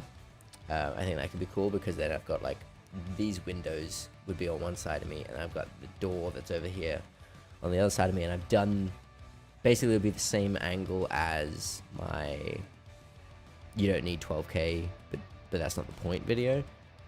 When I was talking about the Pixel 12K, that was before I even got the Pixel 6K. But that video, like that's that sort of shot that I'd be interested in trying in this setup. But I also like there's a lot of things about this setup that I like. Having the space, having the couch directly behind my computer, that's handy. But also, I feel like I somehow have more space even though I don't. I think that's maybe because the extra desk in this room isn't just like an L, like making an L desk with my computer desk. So it's like it's further over there. Yeah. Anyway, I don't even know what to talk about at this point anymore. It's not been a particularly I don't even know what the word hasn't been. Hasn't been one of those live streams where I'm really conversing with people because there haven't been that many comments, and no one seemed to really have any questions about anything. But that's okay. I just wanted to talk about, you know, this camera, this monitor, this camera. And yeah, if anyone here does want to know anything about the S1 II, the Blackmagic Video Assist, or the Cinema Camera 6K, let me know. Because one, if it's something that I can answer right now, I'll do that. But if it's something that would be something I can include in a video that I make about any of these things, that would be good as well. Because I haven't fully decided what videos I'm gonna make. I'm particularly about the cinema camera 6K, because like it's so similar to the Pixis in so many ways, except physical. Basically, it's like it's the same camera, except for the body. Oh, but it does have autofocus. I'm thinking I might just make a dedicated video about the autofocus, and I'm gonna make a dedicated video about B-RAW in the S1 too. But other than that, like, if you have any ideas or questions you want answered, let me know. Thinking I also might make a video. Let me pull up my ideas Notion. Oh yeah, that's right. I was talking about it before, that I might make a video about the form factor, and is this form factor with like the whole Blackmagic, mostly the Pocket series, but I guess also the cinema camera series, is it actually that bad? Autofocus half, I don't know what that word is. S&Q check with, I'm not sure what you're asking. What camera you're asking about? Are we talking about the Blackmagic Cinema Camera 6K with the autofocus, or are we talking about the autofocus in the S1 II?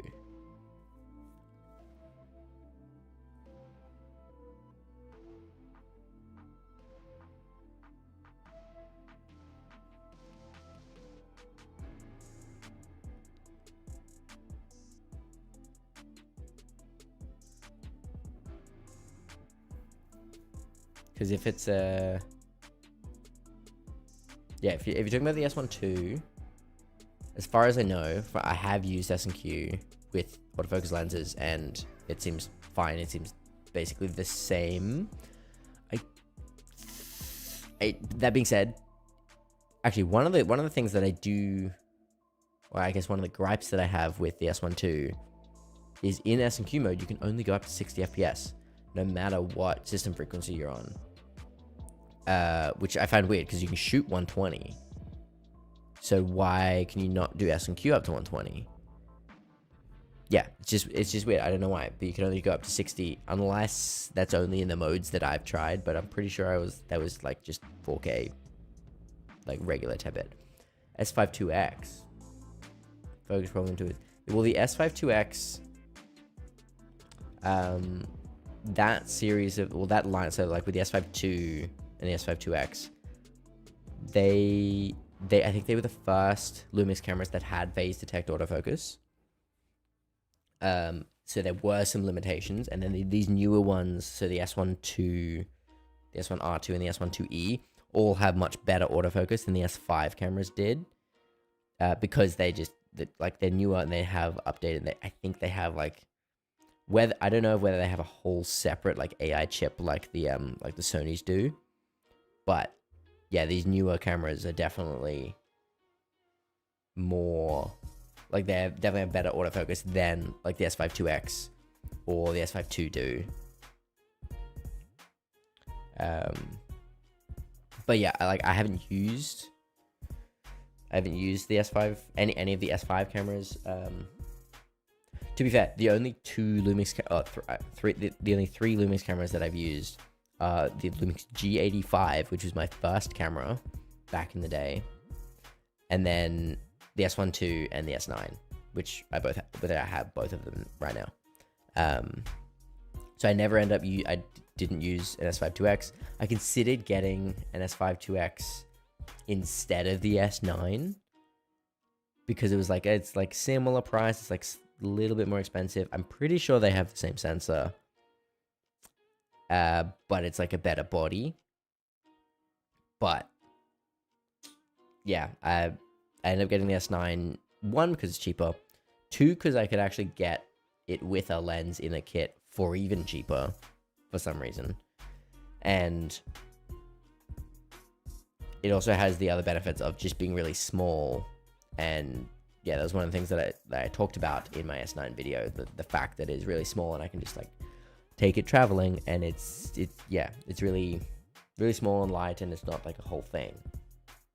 Especially with the little 35mm that I've got on there now. And unfortunately I cannot show you, so you're gonna have to go check out that video if you want to see what I'm talking about, because I don't have my S12 on me. No, not my S12, my S9 on me right now. But when it comes to S&Q on the S12, pretty sure it works just the same, unless I'm trying to think. I don't remember there being any issues with like face detection, but I also can't remember shooting much of people's faces when I was shooting S&Q. So I don't use S&Q all that much. I pretty much just shoot in 20, I think 24, 25, depending on things. I might even make a rant video about the S12, because there's a lot of like little annoying things. Focus hunting problem. So S52X S&Q focus hunting problem. Solve in any setting. I don't know. Again, yeah, I haven't used the S52X. I assume that's what you mean. S5X2. I assume you're talking about the S52X. Is it only in S&Q mode? Is it not in the regular mode? Like in regular video mode, like, because I know that in like higher frame rates, some cameras can have different, I don't even know if it's necessarily settings, but just like focus is a bit different. Like you just have some limitations in higher frame rates and maybe S&Q mode, but I'm not sure. And see if this was charged and I can rely on it staying charged, or if I could plug it into a V mount, I'd switch to this camera and test it, but I can't because this battery is very low and I don't have any spares, and I also cannot plug it in because, you know, I talked about this before. Pixis does not share the same cable as the Cinema Camera 6K, and I'm shooting on a manual lens right now, so I can't even just like test it while I'm shooting here. So yeah, unfortunately I don't know if I can really help without looking anything up. But when it comes to focus hunting, it's like what focus area are you using? Like, are you using just wide and it's just like trying to figure out what to focus on, or are you using a center fix, or like a medium or a small area or something? Because depending on what you're shooting, like most of the time I'll leave mine in wide with face priority on, and that's usually fine, because then it's like no matter where I am in the frame, or if I'm shooting another person, no matter where they are in the frame, it'll stay on their face and it'll prioritize their face.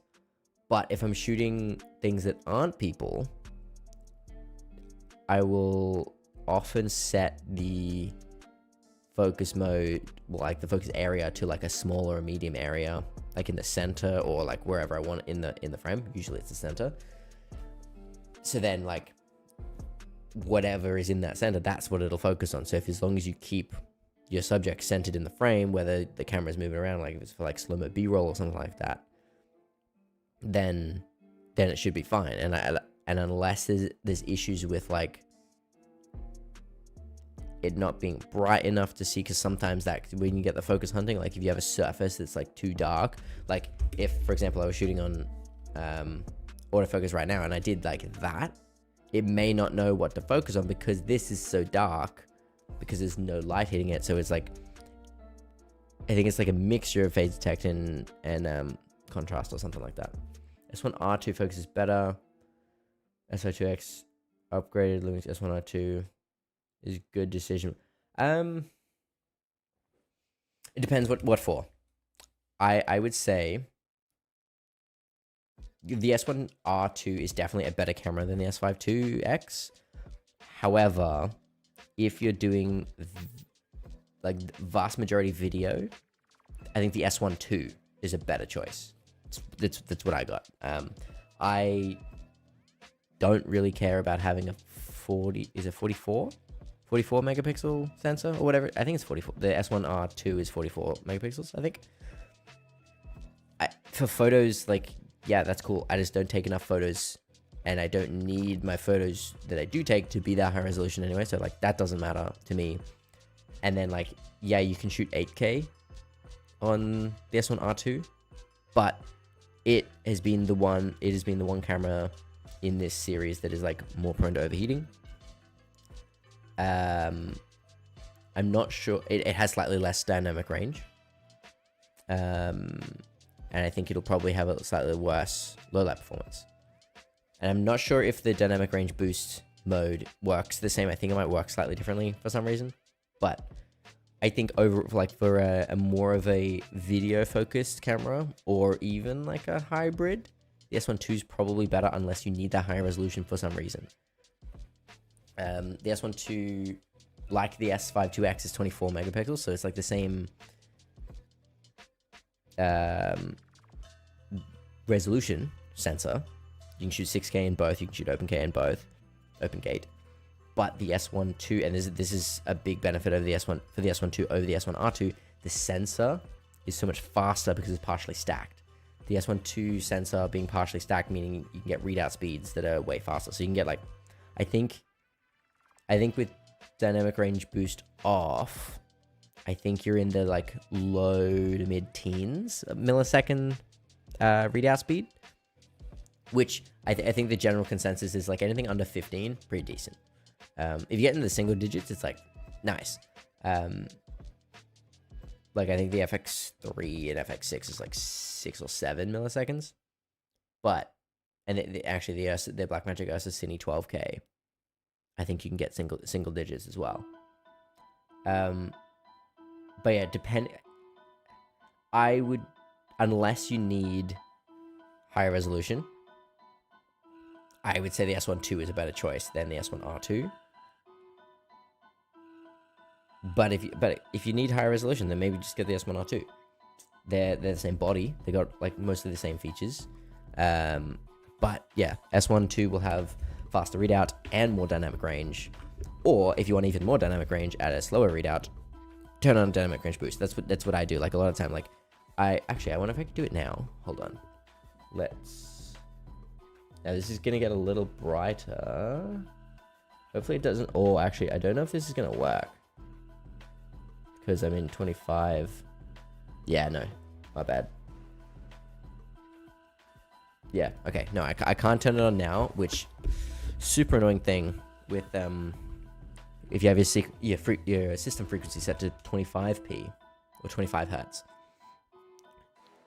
Dynamic range boost just doesn't work in so many modes. Whereas at 24, it works in so many modes, like 3x2 OpenGate. That's like the main reason that I switched to 24p from 25. I've been shooting 25p like my whole career. Ever since I got... Actually, I think I started shooting 25 even before I got my first Sony camera. I think when I got my Sony a7 IV, I was already shooting 25p, I think, on the Lumix G85. But yeah, the reason that I switched to 24 is because in OpenGate on this camera, if you're at 25p, you can't turn on dynamic range boost and shoot OpenGate, but you can at 24. So I just switched to 24 hertz and just shot everything at 24. But then the annoying thing is another really annoying thing, right? So like that was fine, and I'll just shoot my shutter speed at 172.8, and everything's good. I just shoot at 24p now, and then I plug in this, and you can't output raw sensor data by HDMI if your system frequency is at 24 hertz. So the whole reason that I switched to 24 hertz, or 24 hertz, so shooting in 24p, was because of the dynamic range boost mode, basically. That's really the thing. The fact that I could shoot OpenGate And that goes for the 5.1 3x2 mode and 5.1K oversampled mode and the actual like 6K open gate. You just can't shoot 3x2 in dynamic range boost at 25p.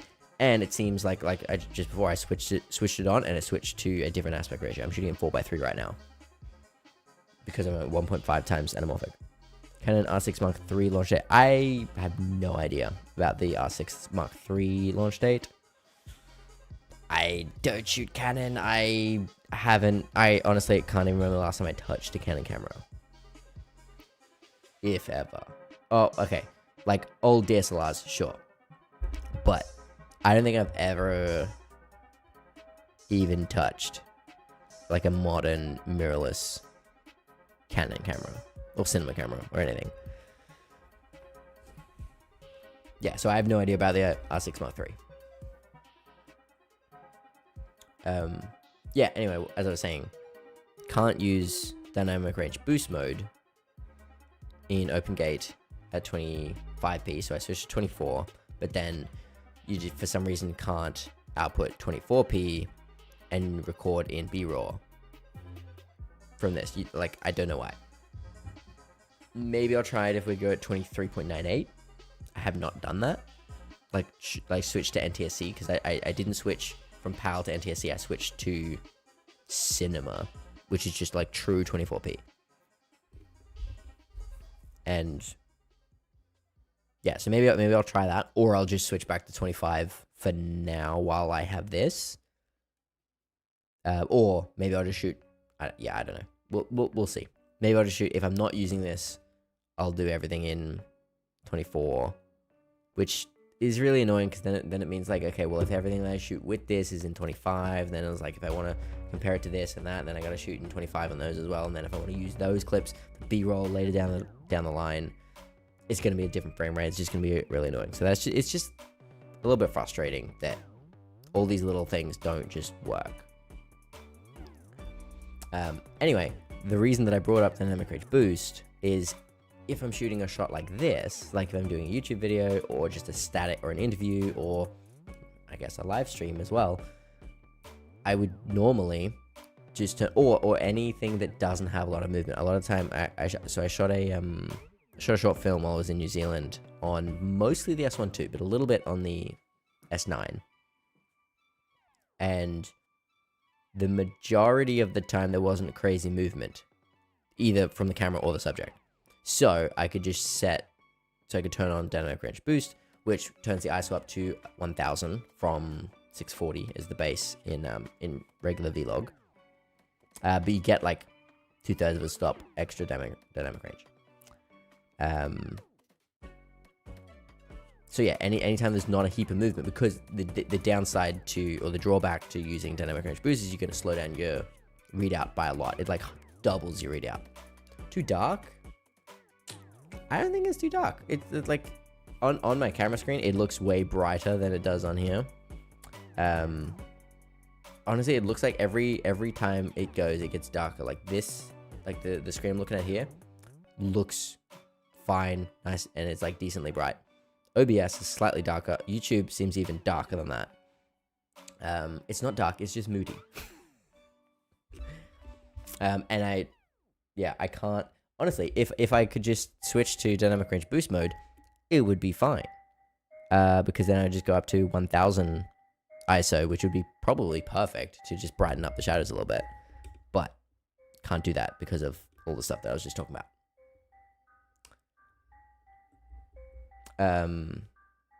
But yeah, if you turn on dynamic range boost mode, it really slows down the readout. So you're going to get a lot of rolling shutter if there's a lot of movement in your shot. But if there's not a lot of movement, there's no real downside to having that slower shutter, because you're not going to notice it unless there's like fast moving camera movement or subject movement.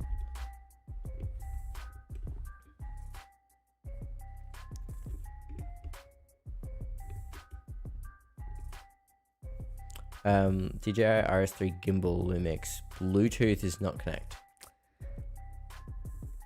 That sucks. Yeah, I can't really help you with that. I never used the DJI gimbal. And I can't remember the last time I did use a gimbal. I have 2 Moser gimbals. I haven't used them in forever. I just don't use gimbals. So yeah, I don't think I can really help you with that. Don't know if it's a DJI issue or a Lumix issue. I wonder if it's I don't know, the RS3 isn't that old though. Like they have the RS4, but the S5 II is a couple years old. Or S5 IIX, still a couple years old. So yeah, I'm not sure what that could be. Why that would not work. I'm sure there's forums or Reddit threads or maybe YouTube videos about that exact thing. So you may have to go and look that up, because yeah, I don't think I can really help you with that.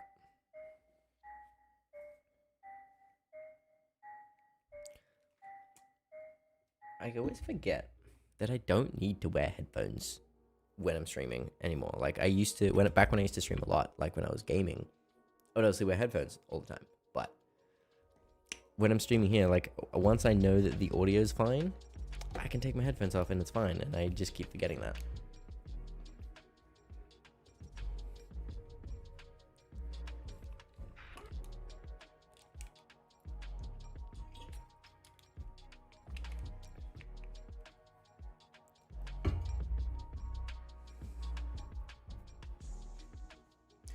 One of the other annoying things about this, and it's not like it's anything wrong with this.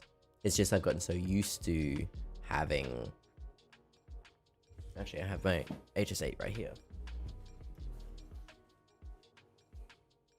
This is the Porky's HS8, and as you can see, I've got my Holyland Pyro S transmitter mounted directly to it, because let's just disconnect that. I probably should have disconnected this SDI earlier, but anyway, it's 3G, it's fine.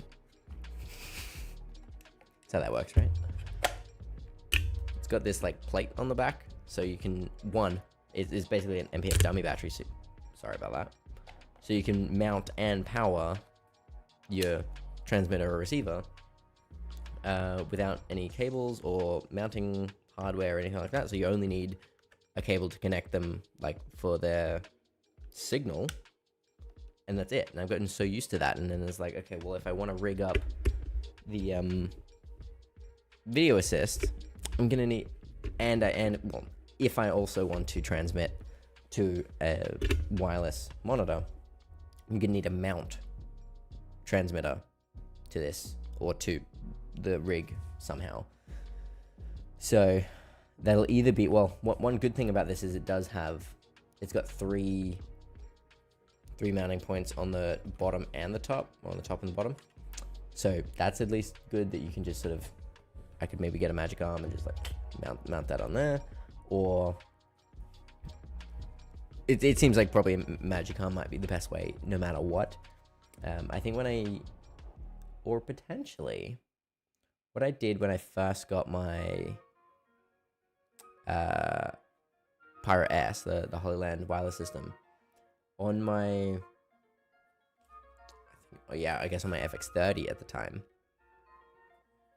I was using the Fieldworld LUT 7. I had the FI Pro X, which has similar sort of thing, like with the NPF dummy battery on the back, but I preferred the large monitor of the 7-inch, like the LUT 7. So I was using that, and then I would just mount the like if I had it here, I just put the cold shoe to quarter 20 adapter, like the one that came with the Holyland Pyro S. I'd put that in the cold shoe on my cage, so then I would just have the transmitter, just forgetting words now, I have the transmitter like right here, so it's like it's not really in the way too much, but it's like it's not out of the way, but it's as out of the way as it could be, and that was okay. And then once I got the HS8, it's over there, then I would just mount the transmitter straight to the back of the monitor, and it was totally fine. And I think I've gotten so used to that it's like, now I have to figure out where to mount a transmitter, because I haven't really had to do that much in so long. But what I really want to do is get a transceiver monitor which like the new Axion M7 Pro looks really nice, but I already have a Pyro S, so it'd make more sense to get a Pyro 7 or a Pyro 5. And to be fair, Pyro 7, because I don't want a small monitor. Like I'd rather have a Pyro 7, especially given the HS8 is an 8-inch monitor. I've gotten used to an 8-inch monitor, so that would be ideal. Like ideally I would get 2 Pyro 7s, then one can go on my camera, and then one can be like a director's monitor. Then I can use the receiver from this set to another director's monitor, so I can have like a first AC plug, or a focus puller can have one, and a director can have another, or a client, or whatever. Like, however it ends up working, like having 2 feeds can be really helpful. For shooting YouTube videos, I don't really need that. Having one wireless feed can still be really handy, because I do like to plug in my I have a 13-inch director's monitor that I usually monitor on. To be fair, a lot of the time I could just put that close enough to the camera that I could just plug it straight in. But a lot of time it's a lot easier to just have it wireless, because I can just put a VMAT battery on it. Everything's just powered on there and it's separate, and then I can have everything powered on the camera as well, just powered by VMounts, and then there's no cables running anywhere. So yeah, that would be... I'm trying to think of like any other way that I could do it other than just getting a Pyro 7 or 2. I mean, the new Pyro 5 looks good, but it's just a 5-inch monitor. I just don't really want a 5-inch monitor. Like I've got 2 5-inch monitors. The Atomos Ninja 5, which is my first ever monitor that I like never use now, but I don't want to get rid of it, because what if I need to record something? Because it is a recorder. So like, what if I need to record the screen on a camera, but I don't want to record it with another camera, you know? So I want to record like the menus or something. However, to be fair, the last few times that I've done that, I've just recorded it with another camera anyway, because I'm like, I can't be bothered to go get the Ninja. And I think it can also look better if it's like a video of the back of a camera rather than just a screen recording. But yeah, so I've got the Ninja 5 that I barely use. I've got the F5 Pro X, which is the Fieldworld one, which I like because it does have the dummy battery, but as a monitor, it's okay. Like, it's light. I don't like where the ports are. And yeah, it's just too small. That's the thing. Like, 5-inch monitor is just too small. Like, I don't need a really small rig. Like, the 8-inch monitor, like the HS8, that's been totally fine. So, and like, yeah, like even a 7-inch monitor like this is fine. However, one thing I've noticed, right, is monitor companies, they seem to not be able to make monitors that don't have massive bezels, and I don't know why. Like phones, laptops, like tablets, like all these devices have such thin bezels now, or no bezels.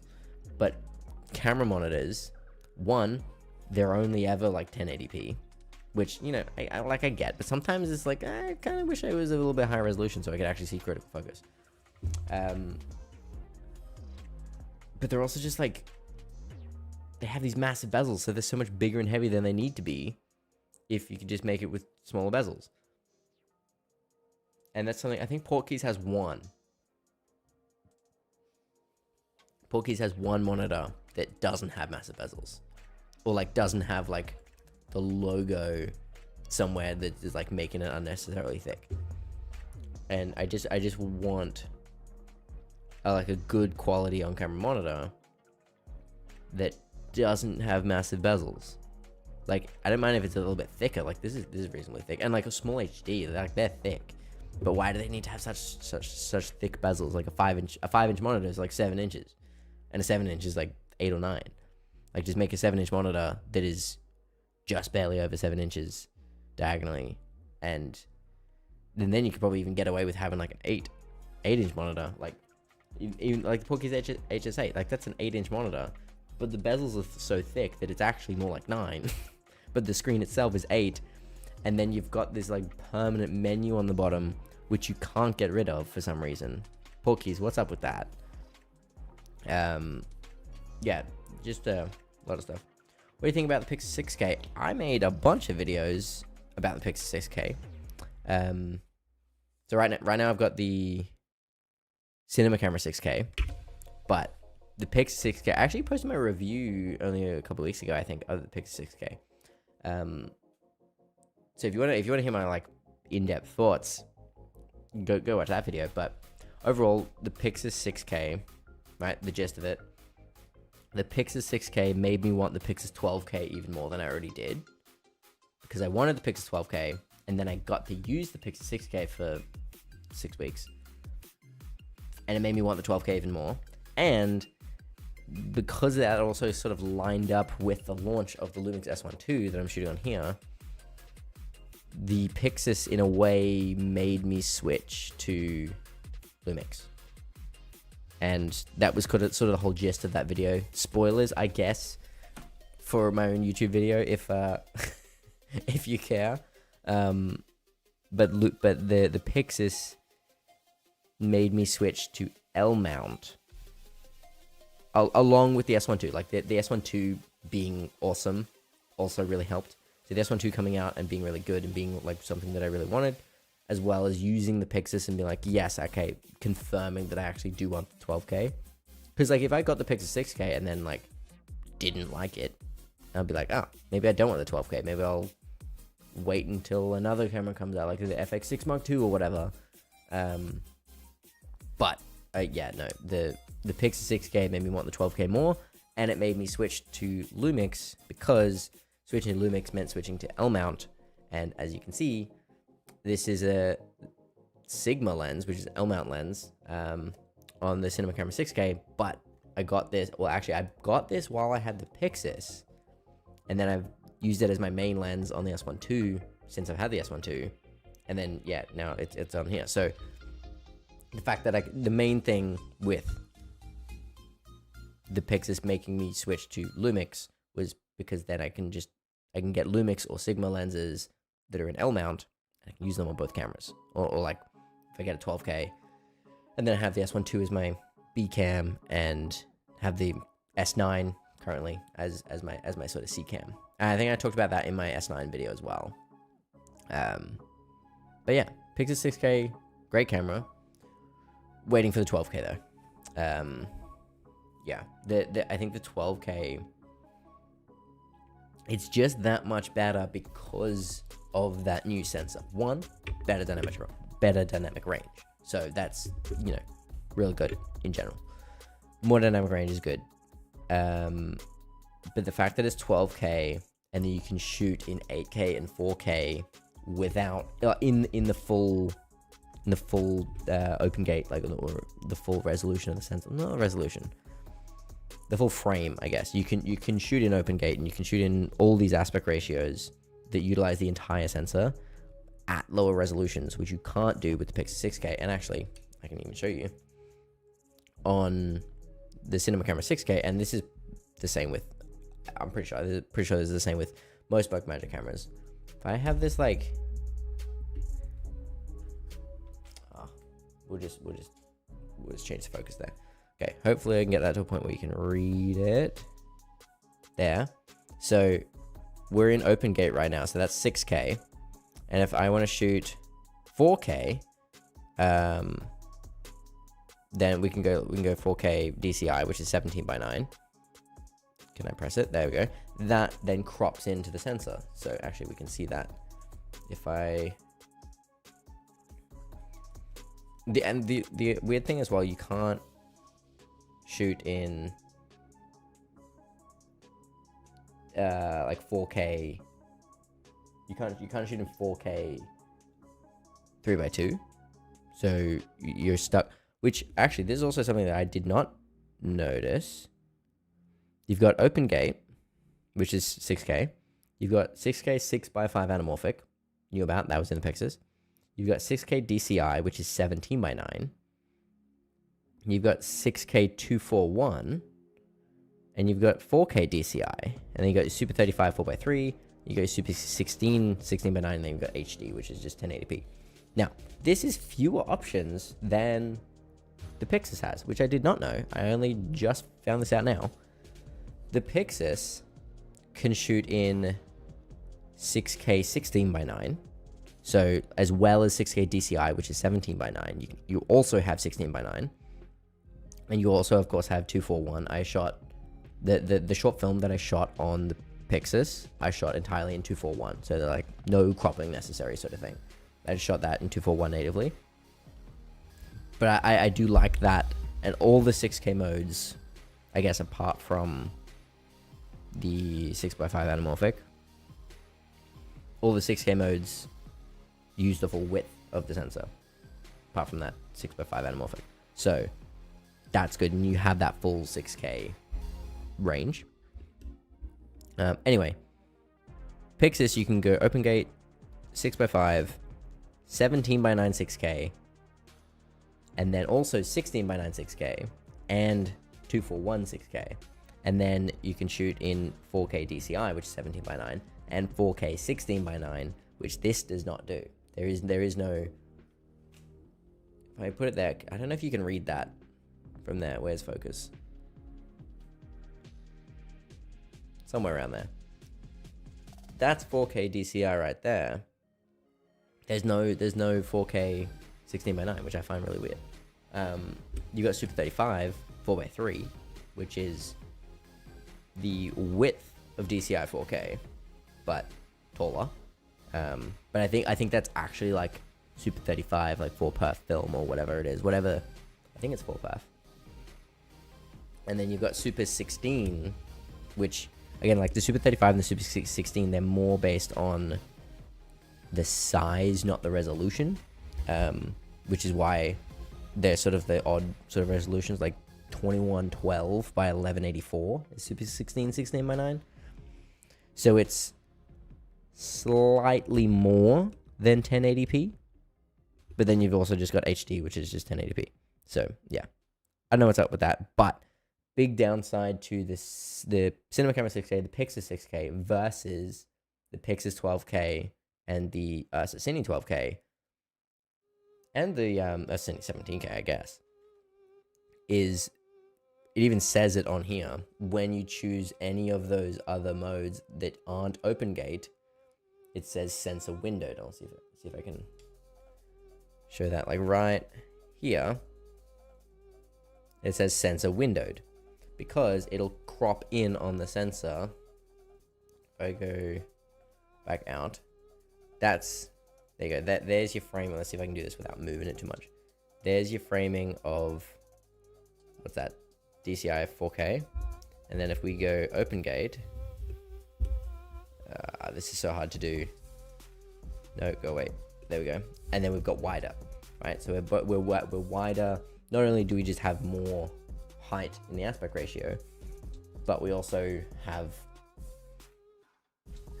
also more resolution, but also we're just using more of the sensor. Whereas with the Pixis 12K and the Cine 12K, you can go 12K, 8K, 4K.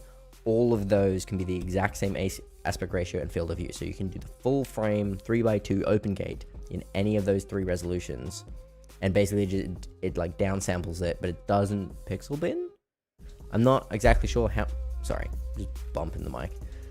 I'm not exactly sure how that works, but you can downsample from 12K all the way to 4K, so you get like people have said is like it's not. And I made a whole video about this about how you don't need 12K, but that's not the point. The point isn't to shoot in 12K. No one's going to shoot in 12K all the time. But it's like one of the best 4K cameras you can get.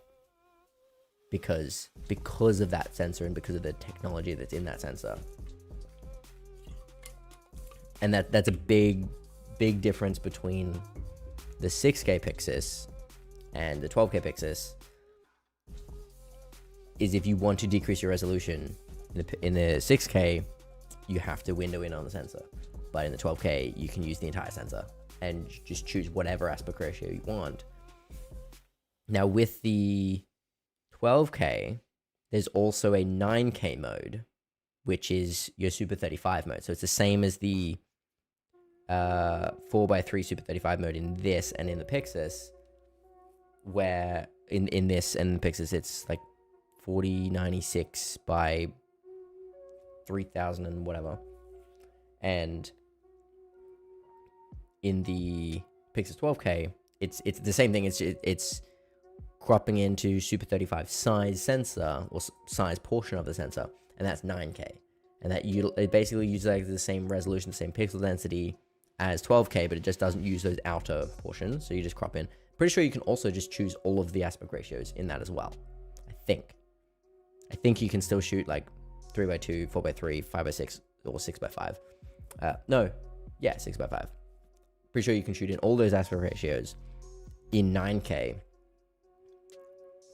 And I think the thing too as well, if you do go down to 8K and 4K, you do lose like the tiniest bit of dynamic range, whereas the 12K and the 9K you don't, because the 9K you're only just losing the outside of the sensor, but you're not doing any oversampling or anything like that, whereas with the 8K and the 4K you are oversampling.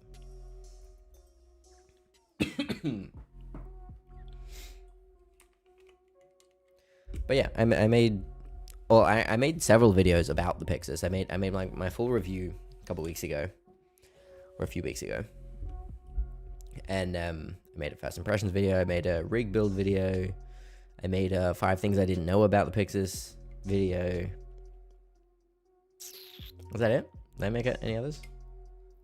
I made one about B-raw, like with the whole white balance thing I was talking about earlier. Yeah, so I've talked about the Pixis a bit. There's actually there's a playlist if you're interested in, you know, my thoughts about any camera brand in particular. I've made a playlist on my channel. There's one for Blackmagic, there's one for Lumix, there's one for Sony. So all of the camera or brand specific stuff is in those playlists. Yeah, and then I've got, of course, like my audio stuff and my lighting and breakdowns and those other playlists. But like I decided to separate it by brand, because I feel like people who might be interested in Pixis and they find my video and they like one of my videos about the Pixis, they might then want to go and, you know, watch my other videos about the Pixis or about Blackmagic or something like that. So I decided to make it a bit easier to do that with those playlists on my channel, especially too now that I'm talking about more than just Sony, because for so long I was just talking about Sony, because that's all I had, and I didn't get to try any other cameras. I didn't get to use any other cameras. I just owned 2 Sony cameras, and that was about it. Whereas now I get the opportunity to get loaned cameras from Blackmagic, and you know, now that I have Lumix cameras and might be getting loaned another Lumix camera and some other Lumix stuff in the future, which should be cool. But yeah, so that those playlists are there for to separate things by brand, basically. Alright, I feel like I've been talking for ages, which, to be fair, I have. I've been talking for 2 hours. My throat's getting a little bit sore. So unless anyone has any questions, I think I might end the stream pretty soon. And I gotta remember to take the light in from outside, because I doubt anyone who is here now was here when I explained it. The light that you can see coming outside, so like the hitting the edge of this window over here, and actually this patch of light on the window isn't this light back here.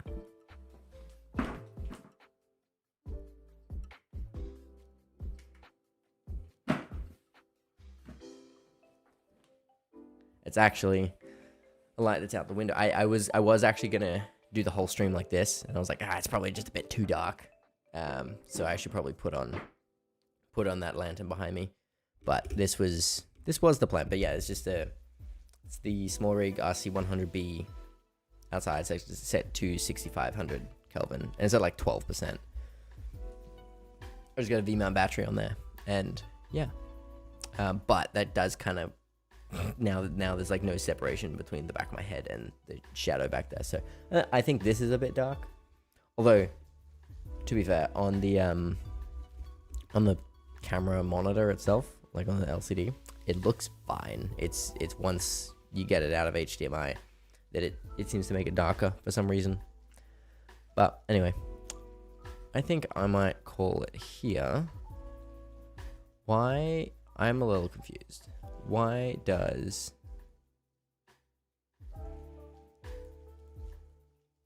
I'm looking at the YouTube preview and it looks more, it still looks squeezed because we're shooting anamorphic right now.